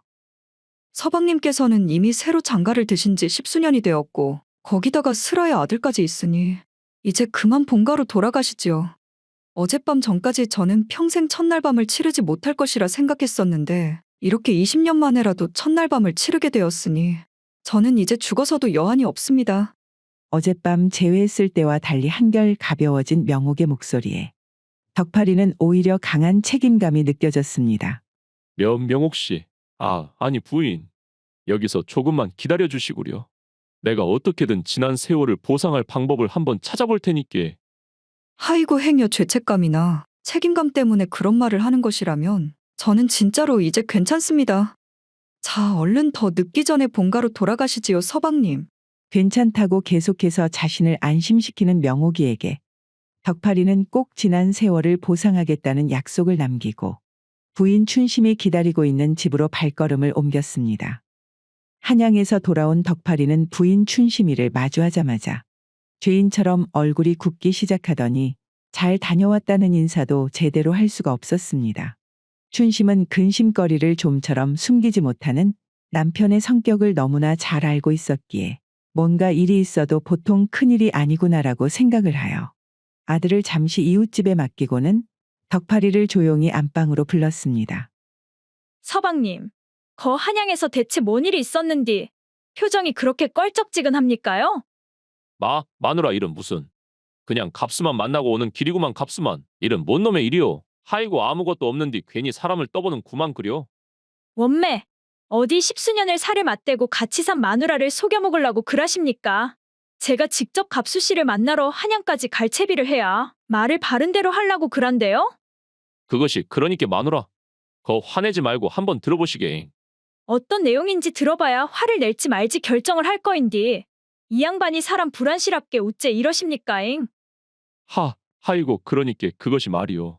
이것이 다 대나무 소리 때문에 벌어진 일인디 그것이. 덕파리는 부인 춘심이에게 명옥이에 대해서 상세히 이야기를 했습니다.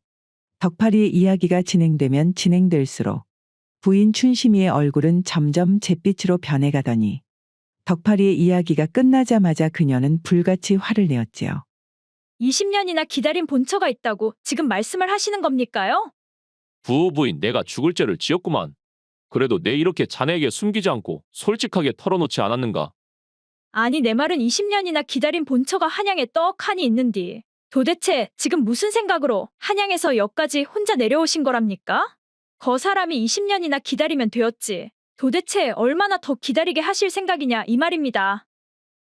무엇이라 자네 지금 그것이 무슨 말인가? 나는 괜찮으니께. 얼른 한양으로 사람을 보내갖고 그분을 모시고 오시라니께요. 그동안 그분은 혼자서 얼마나 한이 많이 쌓였겠습니까? 대신 서방님 거시기 나한테 약조 하나만 해주셔야 쓰겄습니다. 부인 약조라니 어떤 것을 말하는 것이오? 나는 그분이 오시면 그분을 성님으로 모시고 앞으로 첩으로 살아도 괜찮으니께 말이여요. 대신 우리 아들 흥수만은 본처의 자식으로 올려주셨으면 하구만요. 알았구만. 알았어. 내 꼭 그리 하겠구만. 내 자네한테 평생 갚을 수 없는 빚을 져버렸구만. 그래. 그걸 알고 계시면 나중에 성님이 오시더라도 나를 홀대하지 말고 잘하시구랴. 참말로 내 서방님 때문에 별것을 다 겪는구만요. 부인 춘심의 허락을 얻은 덕팔이는 머슴을 한양으로 보내 명옥이를 자신의 집으로 데리고 왔습니다. 명옥이 머뭇거리면서 조심스럽게 집으로 오니 춘심이는 어색해하는 명옥이 무안하지 않게 먼저 마당으로 달려가 명옥의 손을 꼭 잡고 말을 건네었지요. 하이고 성님 내 이야기 다 들었구만이라. 웜에 그동안 긴긴 세월 참말로 못 살 세상 사시었소. 내 안 그래도 평생 우로 언니가 없었던 것이 참말로 아쉬웠는디. 앞으로는 성님이 나를 친동생처럼 좀 이쁘게 봐줬으면 좋겠구만이라. 그래요. 제가 이렇게 오게 된 것이 진짜 면목이 없기는 한데 제가 더 잘 부탁드릴게요. 잘 부탁드린다면서 동상한테 그렇게 말을 높입니까요? 편하게 말 낮추시라니께요. 그려. 진짜로 내가 참으로 염치가 없기는 한데 앞으로 잘 부탁하구만 동상. 춘심이는 아들 흥수에게도 명옥이에게 인사를 시키게 하였으며 앞으로 친어머니라고 생각하고 따르라 하였지요. 흥수 역시 명옥이 오기 전에 자초지종을 자세히 들었던지라 아무런 저항 없이 명옥이를 새 어머니로 받아들이게 되었습니다. 그리고 이후 춘심이와 명옥이는 물론 처음에는 의견이 맞지 않은 등 서로 간의 갈등이 생기기도 하였지만 시간이 흐르면서 지혜롭게 잘 풀어나가 서로 힘을 합심해서 덕팔이의 내조의 힘을 쏟아 가문의 힘을 키우는 데 최선을 다했다고 합니다. 몇 년의 시간이 흐른 뒤 어느 날 덕팔이 춘심이와 함께 산책을 하면서 물은 적이 있었습니다. 마누라 그때 말이오. 몇 년 전 내가 처음으로 본처에 대해 내가 자네에게 털어놓았을 적에 어떻게 자네는 스스로 첩이 되어도 상관없다고 본처를 성님으로 모시겠다며 자처하면서까지 데려오자고 할 수가 있었는가? 나로서는 암만 생각해도 이해가 안 돼서 내 한번 물어보네. 내가 당신이 본처가 있었다는 것을 몰랐으면 상관없지만서도 일단 알아버렸으니 달리 어떻게 할 도리가 있었겠습니까? 다른 사람의 한을 기반으로 만들어진 행복이 오래가면 얼마나 오래갈 수 있겠습니까요?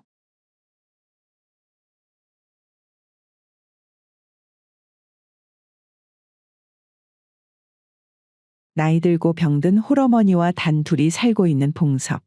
그는 병약한 어머니를 모시기 위해 마을에서 가장 부자인 천석군 부자 홍배대감의 집에서 소장농 생활을 하고 있었지요. 봉섭이는 일반 소장농들 두세 사람 일을 혼자서 할 정도로 워낙에 힘이 세고 일을 잘했기에 홍배대감의 총애를 받으며 지내고 있었는데요. 하지만 그와 동시에 다른 소장농들의 질투와 시기의 대상이기도 했지요. 아야 덕팔아. 거말이여 큰일이 났다야. 홍배대감님이 이번에 날이 심하게 가문다고 병처리를 내보내기로 결정을 했다는구만. 뭐시라고야 덕삼아 그것이 참말이냐? 그래도 병철이도 여홍배대감네 논을 일군 지도 벌써 5년이 다 되어가는디 아무리 날이 좀 가문다고 해도 그런 병철이를 내보낸다는 것이 말이 되는 일이냐 이것이?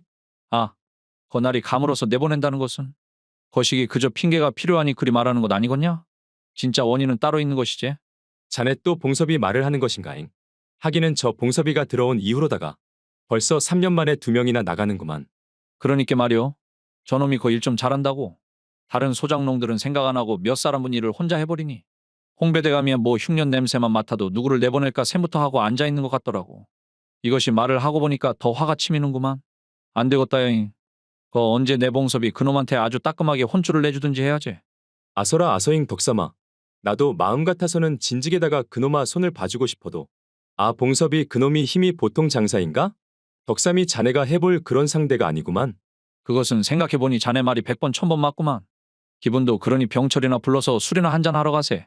덕팔이 이 친구야. 그러던 중 하루는 홍배대감의 집이 발칵 뒤집어지는 일이 일어났는데요. 무슨 일인고 하니 홍배대감의 막내딸 춘심에게 애가 들어섰다는 것 아니겠어요? 여자가 아이를 가진 것이 무슨 문제인가 싶을 수 있지만 문제는 바로 춘심이는 아직 시집도 가지 않은 처녀였다는 것이었지요. 뭐시라? 춘심아, 지금 네가 뭐를 가져버렸다고 말하는 것이냐? 어떻게 시집도 안 간 처녀가 애를 가질 수가 있는 것이요? 워매워매 이 일이 지금 밖으로 퍼지면 내 양반 체면에 창피해서 어찌 얼굴을 들고 살라고? 그나저나 춘심이 네 뱃속에 있는 애가 그라면 누구의 짓이냐잉? 네 얼른 바른 대로 말해봐라. 그것이 그러니께. 아이고 아버지, 소녀가 잘못했구만요. 아, 답답하게 굴지 말고 네 지금 당장 그 애가 누구 애인지 말하지 못하겠냐잉? 그러니까 아이고, 이것이 누구 애냐면 말이어요. 춘심이가 아버지 홍배대감에게 아이를 가졌다고 말하기 3일 전 날 밤, 춘심이는 몰래 집을 빠져나가 홍배대감의 소장농 중에 한 명인 덕삼이의 집을 찾았습니다. 아이고 춘심이 아씨. 거 몰래 물레방앗간에서 보자고 하면 되는 것을 누가 보면 어쩌려고 이 시간에 우리 집으로다가 발걸음을 하셨습니까요? 덕삼아, 지금 말이여. 누가 보고 말고가 중요한 것이 아니구만. 큰일이 나불었다니께. 아씨 갑자기 당황스럽게 우째 갑자기 눈물을 다 보이신데요. 글쎄. 덕삼아, 이것을 참말로 어쩌면 좋냐잉. 내가 애가 들어서 버렸구만. 이 일을 우리 아버지가 알게 되면, 안 그래도 평소에 양반의 체면을 중요하게 생각하시는 분인디 참말로 이것을 어찌하면 좋냐잉. 뭐시라고라. 애가 들어서 불었다고라. 웜에 이것이 보통 일이 아니기는 하구만요. 참말로. 우리 아버지 성격의 애가 네 씨앗이라는 것을 알게 되면 네가 살아서는 이 마을을 나갈 수가 없을 것이구만. 그러니께 네 말이여, 얼른 짐 챙겨가지고 어디 다른 마을로다가 먼저 도망을 가는 것이 낫지 않겠냐잉? 내 오늘 그 말을 해주려고 위험을 무릅쓰고 이리 온 것이구만. 아이고 아씨, 제가 어찌 아씨한테 책임을 지우고 혼자서 살겄다고 도망을 갈 수가 있겠습니까? 잠깐만 가만히 있어보자. 아씨 그 말이어요. 내 생각해보니 좋은 수가 있을 것 같구만요. 좋은 수 말이여? 시간은 다시 3일 후로 돌아와서 그러니까 아이고, 이것이 누구 애냐면 말이어요. 이 애기는 봉섭이의 애기구만요. 뭐시라 봉섭이라고 함은 그 어디 양반집 자제도 아니고 우리 집 소장농 봉섭이를 말하는 것이냐잉? 네 지금 네 이놈이 일을 잘하니까 오냐오냐 하면서 데리고 있었더만 어디 은혜도 모르고 다른 사람도 아니고 양반 딸을 건드려. 봉섭이 그놈이 오늘 아주 제삿날이 될 것이구만. 홍배대감은 곧장 소장농들을 이끌고 봉섭이를 찾아갔습니다. 그리고는 논에서 일하고 있는 봉섭이를 보자마자 홍배대감은 소장농들에게 매질을 명령했지요. 오메오메 이것이 뭔 일이란가? 영문도 모른 채 거의 죽기 직전까지 곤죽이 되도록 매질을 당하고 나서야 봉섭이는 왜 자신이 맞아야 했는지 홍배대감에게 이유를 들을 수가 있었습니다. 아이고 대감님, 다른 사람도 아니고 제가 어찌 아씨에게 손을 댈 수가 있겠습니까? 저는 참말로 억울합니다, 대감 어르신.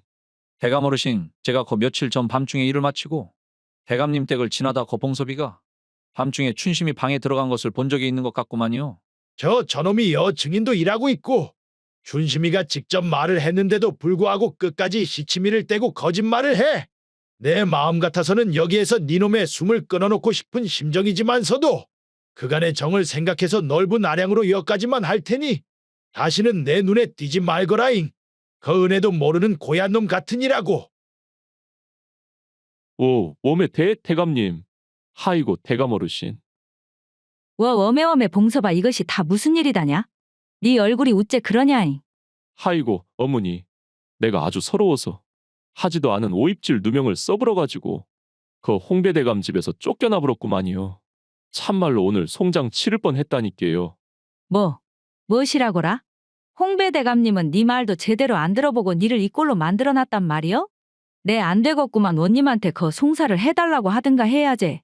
아니구만이라 어머니, 내가 어디 안 했다고 내세울 수 있는 것이 말뿐이니 괜히 일을 크게 만들어봐야 돌아가는 꼴이 나한테 좋을 것이 하나도 없을 것 같구만이라.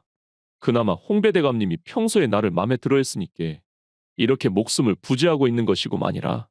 내 자식 새끼가 이리 맞고 왔는디거 서러워서 그러제 서러워서. 그래 그러면 일단은 다른 것은 생각 말고 푹 좀 쉬어라잉 봉서봐. 그간 참말로 고생했다.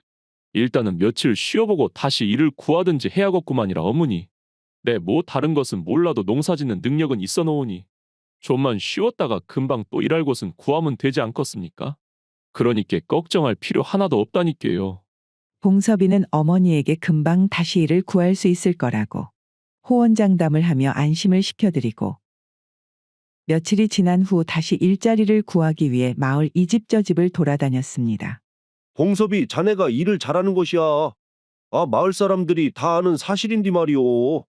자네도 하다시피 춘심아 씨랑 있었던 소문이 마을에 파다하게 돌고 있으니 아, 누가 자네한테 일을 맡길 수가 있겠냐잉. 알겠습니다요, 어르신. 그 시간이 지나서 소문이 잠잠해지면 다시 한번 찾아뵙겠습니다요. 자신은 결백하니 시간이 지나면 반드시 누명은 벗겨질 것이라는 봉섭이의 기대와는 달리 소문은 점점 더 퍼져만 갔고 이미 마을에서는 누구 하나 봉섭이를 고용하려는 이가 없었지요. 하이고 거 내 누명을 풀 수 있는 방법이 딱히 있는 것도 아니고 그저 좀 지나면 잠잠해지겠지라고 생각했는디 내가 너무 순진했구만. 인자 가지고 있는 돈도 얼마 없는 것 같은디 이 마을에서 계속 이러고 있다가는 참말로 굶어 죽을지도 모르는 일이구만. 내 되도록 고향 땅을 떠나지 않고 싶었는디 어쩔 수가 없구만 인자는. 그리하여 봉섭이는 노모와 함께 자신의 소문이 닿지 않을 그런 먼 마을 강진으로 건너오게 되었습니다. 그리고 강진에 도착하자마자 어머니를 그곳의 주막에 잠시 모시고 곧바로 이곳저곳에서 일을 알아보러 다녔지요. 소장농 자리 말이요? 날이 일하고 가물어버리니 거 이제 와서야 어디 소장농 자리를 구하는 곳이 있을란가 모르겠구만. 하이고 그렇구만요. 안 그래도 벌써 며칠째 일을 구하려고 일하는 분들한테 물어봐도 올해는 소장농 일은 구하기 힘들거라 그러시더만. 그 말이 참말이구만요. 잠깐만 있어봐라잉. 다른 곳은 몰라도 거 박진사 어르신 댁이라면 그래도 사람을 구하고 있을지 모르니께 한번 찾아가 보는 것은 어떻겠는가? 그 어르신이라면 소장농이 아니더라도 다른 일이라도 뭐 줄 수 있을지 모르구만. 원매 박진사 어르신이라고라? 하이고 거 내 당장 찾아가 볼랍니다요. 신세졌구만이라.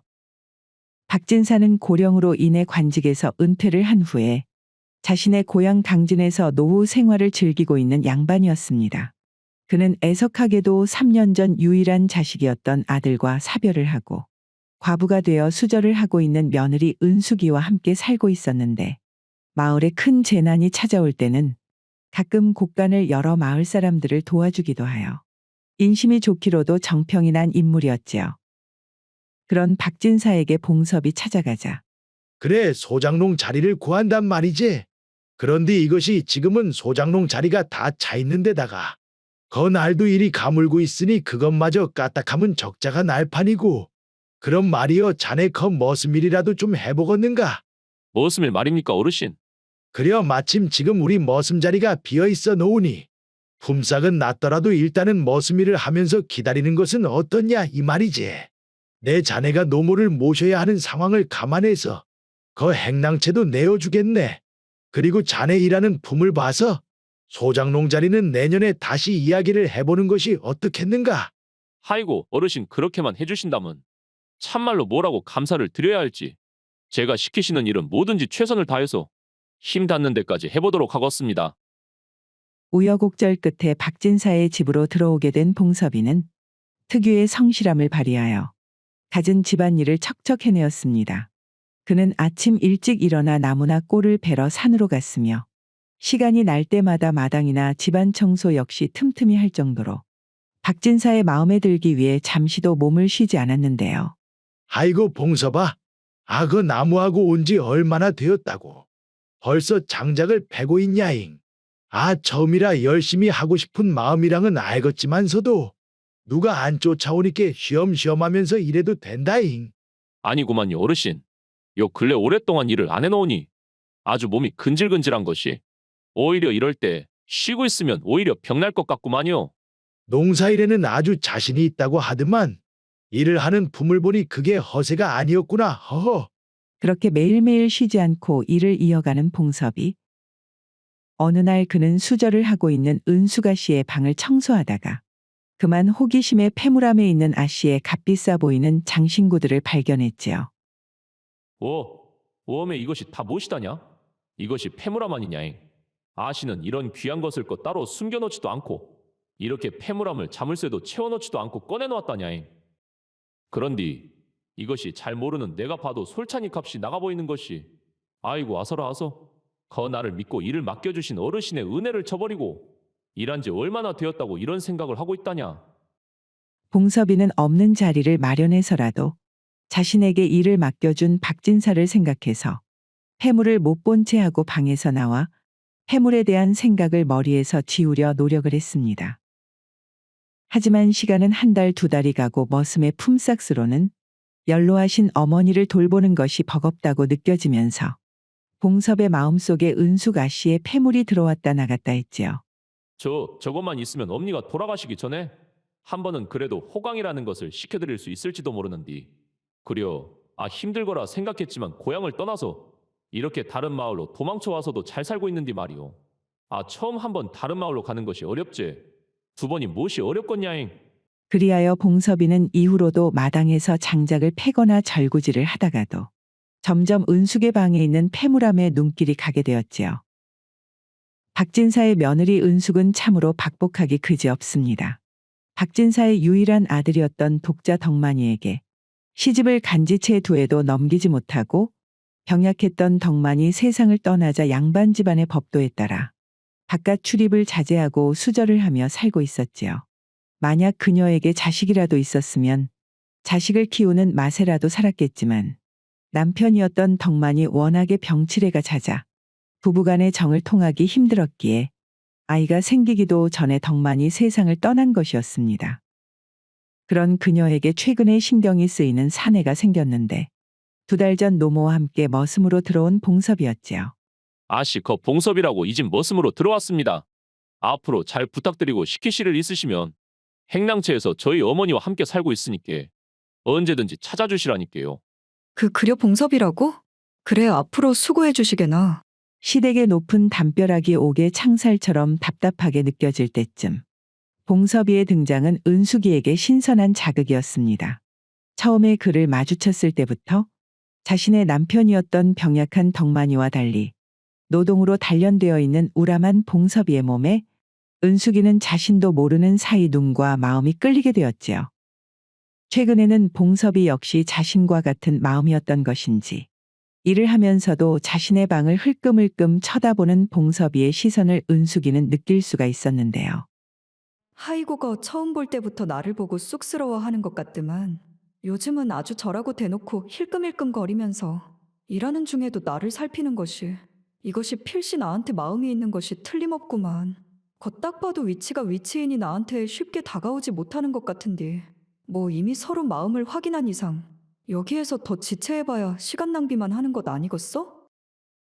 그리하여 은숙은 봉섭이 평소 밤중에 화장실을 가기 위해 자신의 방 앞을 지나가야 하니 그 점을 이용하여 방문을 조금 열어둔 채로 봉섭이에게 속고 차림을 보여주어 그를 유혹하기로 했습니다. 한편 그 시간 봉섭이는 그래 바로 오늘이구만 오늘. 거둔 한 번만 딱 감고 패물을 가져다가 평생 나만 바라보면서 고생하신 우리 엄니 제대로 한번 호강시켜드리는 것이요. 마침 그날 봉섭이는 은숙이의 방에 있는 패물을 훔치기로 결심을 하였고 발소리를 죽인 채로 은숙의 방으로 잠입하기로 했습니다. 봉섭이가 은숙의 방으로 조용히 들어가자 그곳에는 은숙이 몸이 다 드러난 채로 이불도 제대로 덮지 않고 잠을 자고 있었는데요. 오엄의 아씨는 누가 보면 웃잘라고. 거 문도 조금 열려있는 것 같더만 저런 차림으로 주무시고 있다냐. 이거 까딱 잘못해서 걸리기라도 하는 날에 도둑놈이 아니라 또 추행범으로 몰리게 생겼구만. 하이고 그것 때문에 여기까지 온 것을 생각하면 참말로 어메 이것이 뭔 소리요. 발걸음 소리 아니다냐. 이쪽으로 오는 것 같은디. 봉섭이 은숙의 패물함으로 손을 뻗으려는 순간 마당에서 발걸음 소리를 듣고 황급히 은숙의 방의 작은 쪽문을 통해서 부엌으로 몸을 숨겼습니다. 그리고 문틈으로 방을 들여다보며 다시 기회를 살폈지요. 방으로 들어온 사람은 다름이 아닌 박진사였는데요. 아이고 거 뒷간 가는 길에 문이 열려져 있어 들어왔더만. 애미가 부끄러운지 모르고 저라고 속고 차림으로다가 아주 이불은 덮지도 않고 자고 있구만. 아이고 이딱한 것 서방도 없이 홀로. 그래도 암만 여름이라고 해도 감기라도 걸리면 며칠을 고생할 것인디 이불이라도 덮어줘야지. 그렇게 혼잣말을 되뇌이며 박진사는 허리를 숙여 며느리의 이불을 덮어주려고 하는 순간 다리에 힘이 풀려 은숙의 몸 위로 넘어지고 말았지요. 거 봉섭이 자네 왔는가? 와 어메어메. 이것이 누구여 아버님이 아니십니까? 그 애미야. 이것이 말이여 그러니께 어떻게 된 것이냐면 아이고 이거 참말로 그림이 이상하게 되어버렸구만. 까딱하다가는 오해를 사게 생겼는디. 아버님, 아무리 혼자 되신 지 오래되셨다고 하더라도 다른 사람도 아니고 수절을 하고 있는 며느리의 몸에 손을 대시다니요. 아니 애미야. 그것이 내가 네 이불을 덮어주려다 그만.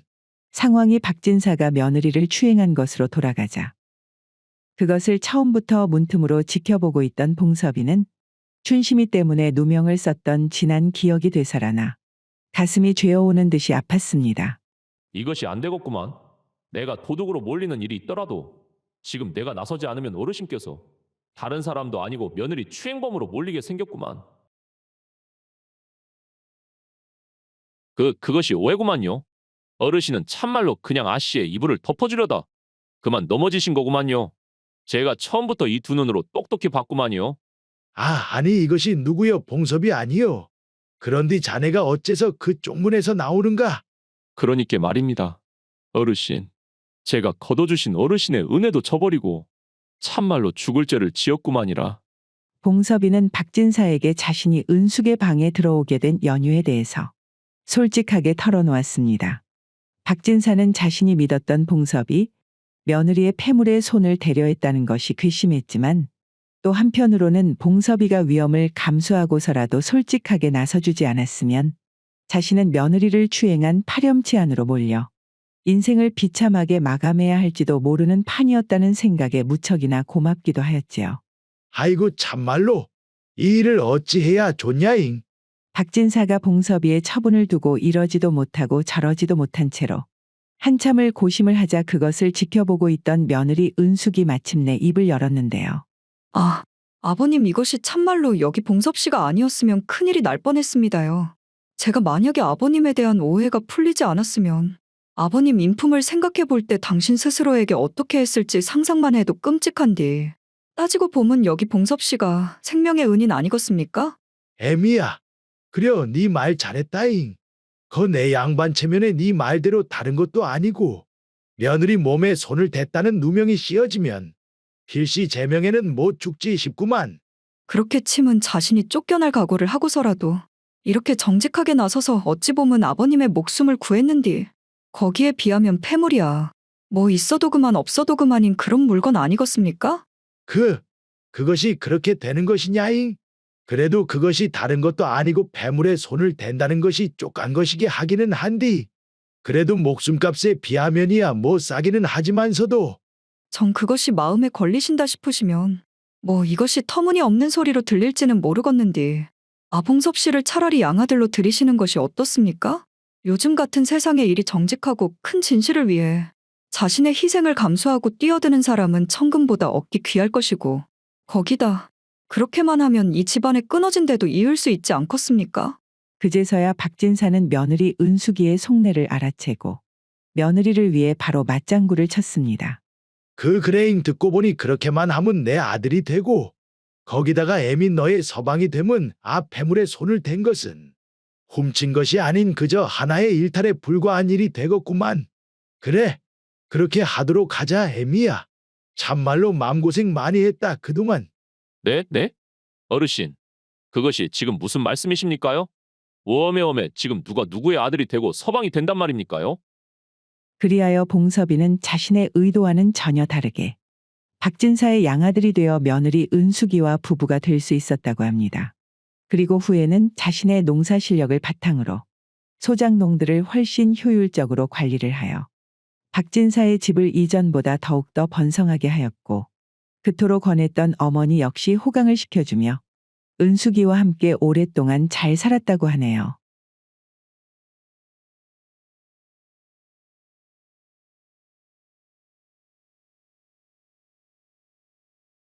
춘심이는 홀어머니와 함께 나주의 한 고을에서 살고 있었습니다.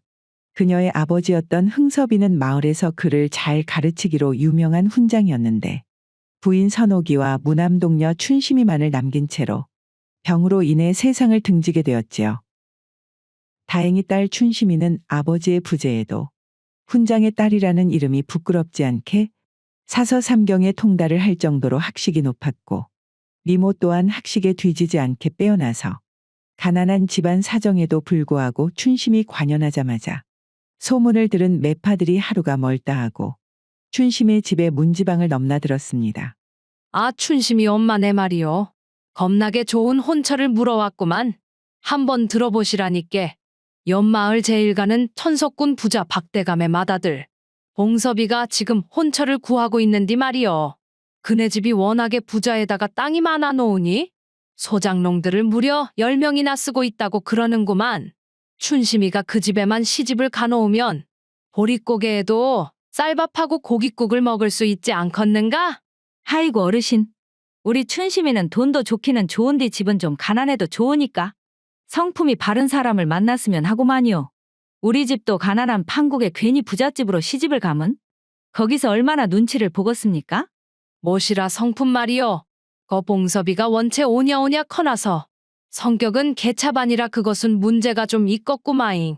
그러면 춘심이 엄마 그 마을에 말이요. 선비 집안으로 뼈대가 깊은 거 황춘봉이 맏아들 덕파리는 어떻겠는가? 덕파리가 마을에서는 착하기로 유명한 데다가 글 공부에도 뛰어나서 과거 시험에 도전을 한다는구만. 어떤가? 내 한번 자리를 마련해 볼 테니 어째 생각이 있는가잉? 듣기로는 괜찮아 보이기는 합니다요 어르신. 거시기 우리 집이라고 딱히 춘심이가 저라고 이쁘게 큰 거 말고는 내세울 게 있는 것도 아닌데 뭐 더 잴 거 있겠습니까? 그러면 거 가까운 시일 내에 한번 부탁드리겠습니다요. 그리하여 매파는 이웃마을 선비 황춘봉의 맏아들 덕파리와의 만남을 주선하게 되었습니다. 어메잉. 거 춘심이 처자가 내 원체 외모가 곱다고는 듣기는 했는디 역시 근거 없는 소문은 아니었구만이라잉. 제가 이미 초시를 합격해 놓은 상태이니께 거 춘심이 처자 같은 좋은 사람한테 내조를 잘 받을 수가 있다면 서로서로 좋은 결과가 있지 않겠습니까요? 아이고 우리 집 바깥 양반도 살아생전에 마을에서 훈장을 했던 양반이라 그 양반이 자네를 봤어도 이견 없이 허락을 했겠구만. 그래잉 뭐 여기서 더 잴 거 있겠는가? 자네가 우리 춘심이랑 마음만 맞는다면이야. 한번 이야기를 진행해 보기로 하시게. 한번 물꼬가 트기 시작한 두 집안의 혼담은 순식간에 진행이 되었고 마침내 두 집안은 다음 달 날을 잡자고 서로 합의를 보았습니다. 그렇게 원만하게 덕파리와의 혼사가 결정되고 일주일 정도가 지났을까요? 아침부터 두 집안의 만남을 주선을 담당했던 매파가 울상을 하며 춘심의 집으로 찾아왔는데요. 아이고 춘심이 엄마 세상에 세상에. 내 아주 춘심이 때문에 망신을 제대로 당해불었구마잉. 어르신 거 무슨 일이 있으셨는데 그러십니까요? 거 덕파리네서 말이여. 다음 달 약속했었던 혼담을 없었던 일로 하자고 하더라고. 웜에 그것이 무슨 말씀이시래 어르신. 아니 혼담이 뭐 애들 장난도 아니고 날짜까지 다 잡아놓은 것을 없었던 일로 하자는 것이 지금 이게 말이나 되는 일입니까요? 도대체가 그 집에서는 뭐 땜시 없었던 일로 하자고 그런답니까? 뭐 그 사이 더 괜찮은 혼처라도 찾았다 그럽니까요? 춘심이가 남자가 있어 놓으니 파혼을 하자고 하는 것이지. 우째 덕파리네 집안 탓을 한단가? 그리고 춘심이 니도 참말로 니구만. 거 만나는 사람이 있었으면 거 그 사람을 계속 만나면 될 일이제. 니도 보기보다 참말로 욕심이 많다야잉. 내 덕파리네서 잘 알아보지도 않고 주선을 해줬다고. 아주 망신만 겁나게 당하고 왔구만 그래. 춘심이가 만나는 남자가 있다니 그것이 무슨 말씀이십니까요? 아야 춘심아, 지금 이 어르신께서 무슨 말씀을 하신다냐? 어머니, 지금 저도 어르신께서 무슨 말씀을 하시는지 하나도 모르겠구만요. 뭐시여? 이 반응은? 지금 이것이 참말을 말하는 것이요 아니면 거짓말이 능숙한 것이요? 춘심이가 거 장례를 약속한 사람이 있는디 매파를 통해서 다른 혼처를 알아봤다는 소문이 마을 사람들뿐만 아니라 지금 옆마을 덕파리네 귀에 들어갈 정도로 다 퍼졌는디 자네들은 여태 그것을 몰랐는가잉? 뭐시라고라? 도대체 그것이 무슨 말씀이시래요? 춘심이와 그녀의 어머니 선옥은 매파가 하는 말이 도무지 이해가 되지 않았습니다. 태어나서 한 번도 다른 사내와는 교제를 하지 않았던 춘심이 장례를 약속한 사람이 있다고 할 뿐만 아니라 그 일을 이미 마을 사람들까지 전부 알고 있다고 하니 정말이지 귀신이 곡할 노릇이었는데요. 그리고 그날 밤이 돼서야 춘심은 도대체 왜 그런 소문이 마을에 돌게 되었는지 알 수 있었습니다. 춘심아, 춘심하고 얼른 좀 나와봐라잉. 워메워메 자네는 거 갑수 아닌가? 그런데 갑수 자네가 이 야심한 시간에 우리 집에는 무슨 일로 찾아왔는가? 거 장모님 참말로 해도 너무합니다요. 제가 춘심이랑 이미 정을 통한 데다가 서로 혼인까지 약속을 했는디 이렇게 나 몰래 매파를 통해서 거 춘심이를 다른 집에다가 시집을 보내려고 하면 춘심이만 바라보고 있었던 나는 어쩌라고 그러는 겁니까요?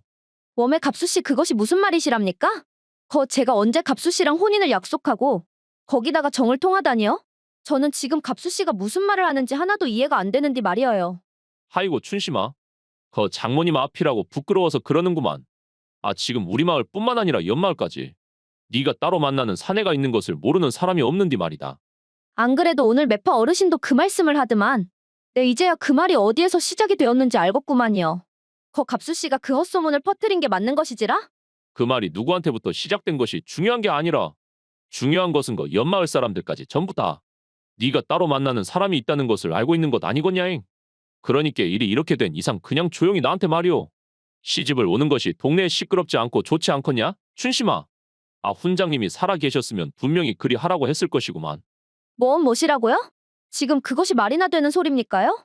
내 다른 것은 몰라도 갑수씨한테 시집을 가는 그런 일은 절대 없을 거구만요.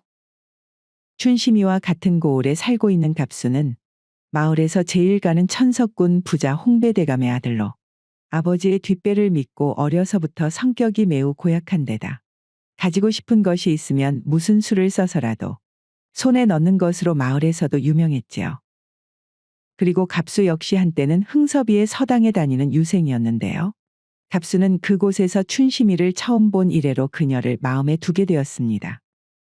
그런 갑수가 춘심이 매파를 통해서 혼사를 진행한다는 소리를 듣자 마음이 급해지기 시작했는데요. 무엇이라 춘심이가 다음 달에 시집을 간다 이 말이오. 이것이 큰일 났구만. 내 여태 몇 년을 기회만 보고 있었는디. 이러다가 죽 써서 아주 걔한테 죽었는디. 가만 있어보자야.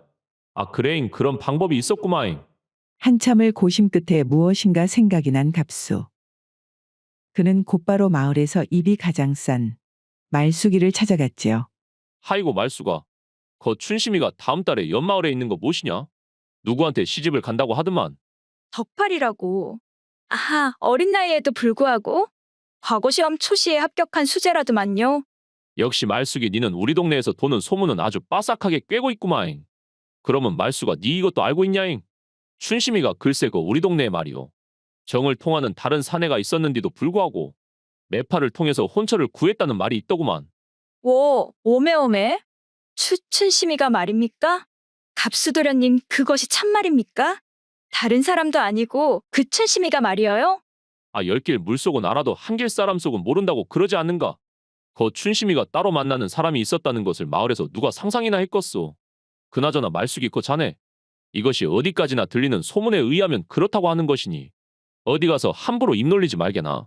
하이고, 갑수도련님은 사람을 뭘로 보고 그러십니까요? 언니 이거 들었는가? 춘심이가 말이여 다름이 아니라 흥섭이 어르신이 살아생전에 혼인을 허락한 그런 깊은 관계의 남자가 있었는데 어르신이 돌아가시고 나니께 춘심이가 그 남정네를 완전히 내팽겨치고 말이여. 조건 좋은 옆마을 덕파리한테 시집을 간다고 그러는구만. 뭐시라고야? 니 그것이 참말이냐잉 지금. 하이고거 얌전한 고양이 부뚜막에 먼저 올라간다드만. 거 춘심이 그것이 아주 그렇게 뒤가 구린 구석이 하나는 있을 줄 알았다잉. 발 없는 말이 천리를 가듯이 소문은 순식간에 마을에 퍼지기 시작했고 급기야는 옆마을의 덕파리의 귀에까지 들어가게 된 것이었지요. 갑수가 퍼뜨린 헛소문에 춘심이는 덕파리와의 혼사가 무산이 되고 마을 사람들까지 전부 춘심이를 손가락질하기 시작하자 춘심의 어머니 선옥은 결국 화병을 얻어 자리에 눕고 말았습니다. 어머니 몸은 좀 어떠십니까요? 죽이랑 써왔으니 입맛이 없어도 조금만이라도 좀 드셔보세요. 하이고 춘심아. 내 살다 별아별 꼴을 다 보는구만. 그 덕파리네랑 혼사뿐만 아니라 그렇게 뻔질나게 드나들던 매파들마저 이렇게 자취를 감춰버리니 참말로 이 일을 어찌해야 좋겠냐잉 춘심아. 이왕 이렇게 된 건 말이다. 그냥 갑수한테 시집을 가는 것은 어떻겠냐 춘심아.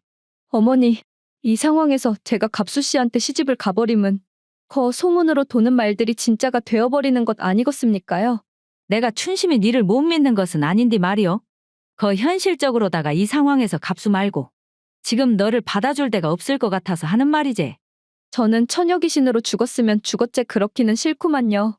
이것이 가만 보니께 암만 해도 안 되겠습니다, 어머니. 제가 동네 시끄럽게 하기는 싫었는디 거 원님한테 고발을 해서라도 억울함을 풀어야겠습니다요. 그리하여 다음 날 아침 마침내 춘심이 원님께 소를 제기하자 원님은 일단 갑수와 춘심이의 말을 함께 들어보기 위해 관하로 불러들였습니다. 원님, 이런 개인적인 일로다가 송사가 진행되는 것이 참말로 죄송스럽구만요. 그런데 저랑 춘심이는 말입니다. 오래전부터 정을 통한 사이가 맞습니다요. 거 3년 전에 훈장님께서 돌아가시고 춘심이가 아버지의 죽음으로 힘들어하길래 위로를 해주다가 그만 동네 물레방앗간에서 일을 치르게 된 것이구만요. 아닙니다요, 원님. 저 갑수란 자가 예전 저희 아버지께서 훈장으로 있었던 서당에 다닐 때부터 저한테 마음이 있었던 것을 알고는 있었지만서도 저희 둘 사이에는 천지신령님께 맹세코 아무런 일도 없었습니다요. 지는 참말로 억울합니다요, 원님. 아, 마을에서 우리들이 정을 통한 것을 모르는 사람이 없는디 춘심이 자네가 아무 일도 없다고 해봐야 누가 믿겠는가? 내가 여태 태어나서 여자랑 정을 통한 것이 춘심이 너가 처음이자 마지막일 정도로 너한테는 진심이었는데 그렇게 서로 장래까지 약속했으면서 다른 혼처를 알아본다고 나를 내팽개친 것도 모자라 이렇게 송사를 벌려 사람을 공개적으로 망신을 시키다니 사람이 어찌 이리도 뻔뻔할 수가 있단 말이오. 그 소문도 갑수 씨가 퍼뜨리기 시작한 것을 누가 모를 줄 알고? 원님 앞에서 이렇게 거짓말을 하십니까요? 그만. 둘 다 그만하게. 그렇게 계속해서 서로 간에 엇갈린 주장만이 오고 가자 원님은 아무런 증거 없이 서로의 주장만을 토대로 판결하기는 쉽지 않다고 생각을 하여 서로에게 일주일의 시간을 줄 테니 그동안 생각을 정리해보고 증거가 있으면 가지고 오라면서 일주일 후에 송사를 다시 판결하자 제안을 하였습니다. 그리고 그날 밤 갑수의 아버지 홍배대감은 자신을 보는 사람이 없나 주위를 연신 확인하고는 조용히 마을 이방의 집을 찾았지요. 하이고. 홍배대감님께서 이런 누추한 곳에는 웬일이십니까요? 웬일은 거 무신. 다른 사람도 아니고 거 우리 사이에. 그나저나 이방거 오늘 아주 동네가 시끄럽구마잉. 그 춘심이라는 계집 하나가 설쳐되는 바람에 조금 그렇게 되었습니다요. 홍배대감님. 오늘 워낙에 서로 간의 주장만 오가는 터라 판결이 안 나서 다음 주에 다시 송사를 한다고 하는디 갑수도련님 같이 바쁜 사람을 이런 일로 오라가라는 것이 거 원님이 우리 고을에 온 지 얼마 안 되어서 아직 마을의 법도를 잘 모르는 것 같아 그런 것 같습니다요. 부임한 지 얼마 안 된 양반이라 그런가. 송사도 한 번에 판결하지 못하고 거 영 하는 짓이 시원찮더만. 그래서 하는 말인데 이방. 거 이럴 때일수록 자네가 원님이 빨리 판결을 내릴 수 있게 좀 도움을 줘야 하지 않겠는가? 거 춘심인지 뭔지 그 아이 이야기도 좀 들어보고 사전에 조율할 수 있는 게 있으면 원만하게 처리할 수 있게 도와줘야 하는 것이 자네의 역할이지 않냐 이 말이지. 그 지당하신 말씀입니다요. 이럴 때일수록 제가 그 마을을 위해서 힘을 써야지요. 그려 그나저나 자네 둘째 아들이 다음 달에 장가를 가기로 날짜를 잡았다제. 내 부조는 섭섭지 않게 할 테니께 거 우리 갑수한테 피해가 가지 않도록 부탁 좀 암세 그려. 서로 좋은 게 좋은 거 아니겠는가? 무슨 말씀인지 잘 알아들었습니다요. 대감 어르신. 홍배대감이 마을 이방에게 압력을 가하자 이방은 다음날 해가 뜨자마자 아침부터 불이 나게 춘심의 집으로 향했습니다. 거 춘심아, 거 이미 마을에 소문도 퍼질 만큼 퍼져버렸고 여기에서 마을 시끄럽게 송사를 이어가봐야 너한테 득이 될 것이 하나도 없지 않겠냐이? 지금 무슨 말씀을 하시려고 그러십니까? 이방 어르신. 저보고 지금 소를 취소하라는 말씀을 하시러 이렇게 찾아온 것입니까요? 아이고 그것이 아니고 내가 거 너네 아버지 흥섭이랑 친구였는디 어떻게 먼저 간 친구 여식이 다치는 것을 가만히 앉아서 보고 있겠냐이? 다 내가 너를 아끼는 마음으로다가 이렇게 찾아온 것이지. 그러니까 거 이미 소문이 이렇게 나불었으니 차라리 거 갑수한테 시집을 가는 것이 현실적으로 괜찮지 않겠냐? 이 말이구만 내 말이. 이방의 말을 들은 춘심은 한참 동안이나 생각을 하더니 이내 미소를 지으며 입을 열었습니다. 거 이방 어르신께서 저를 위해 얼마나 걱정을 해주시는지 참말로 잘 알았구만요. 그런디 말이어요, 이방 어르신. 저한테 거 송사를 이길 수 있는 결정적인 증거가 있으니께 걱정 안 하셔도 될 것 같습니다요. 뭐시라? 결정적인 증거가 있단 말이오? 제가 이방 어르신이 살아생전 우리 아버지의 친구셨고 저 역시 이방 어르신이라면 믿을만 하니 알려드리는 것인디. 그러니께 제 몸에 말이어요. 배꼽 아래에 점이 3개가 있는디. 이것은 우리 어머니 말고는 아무도 모르는 일이니 이것이 바로 제 억울함을 풀 수 있는 결정적인 증거가 되지 않겠습니까요? 그렇구만. 갑수가 너랑 정을 통한 적이 없으면 그 점의 존재를 절대로 알 수 없을 테니 말이오. 참말로 잘 되었다여 춘심아이. 허허, 거 멍청한 거 걸려들었구만 걸려들었어. 이 정도 정보면 거 홍배대가 많디. 우리 아들 부조금을 아주 두둑히 받을 수 있겠구만.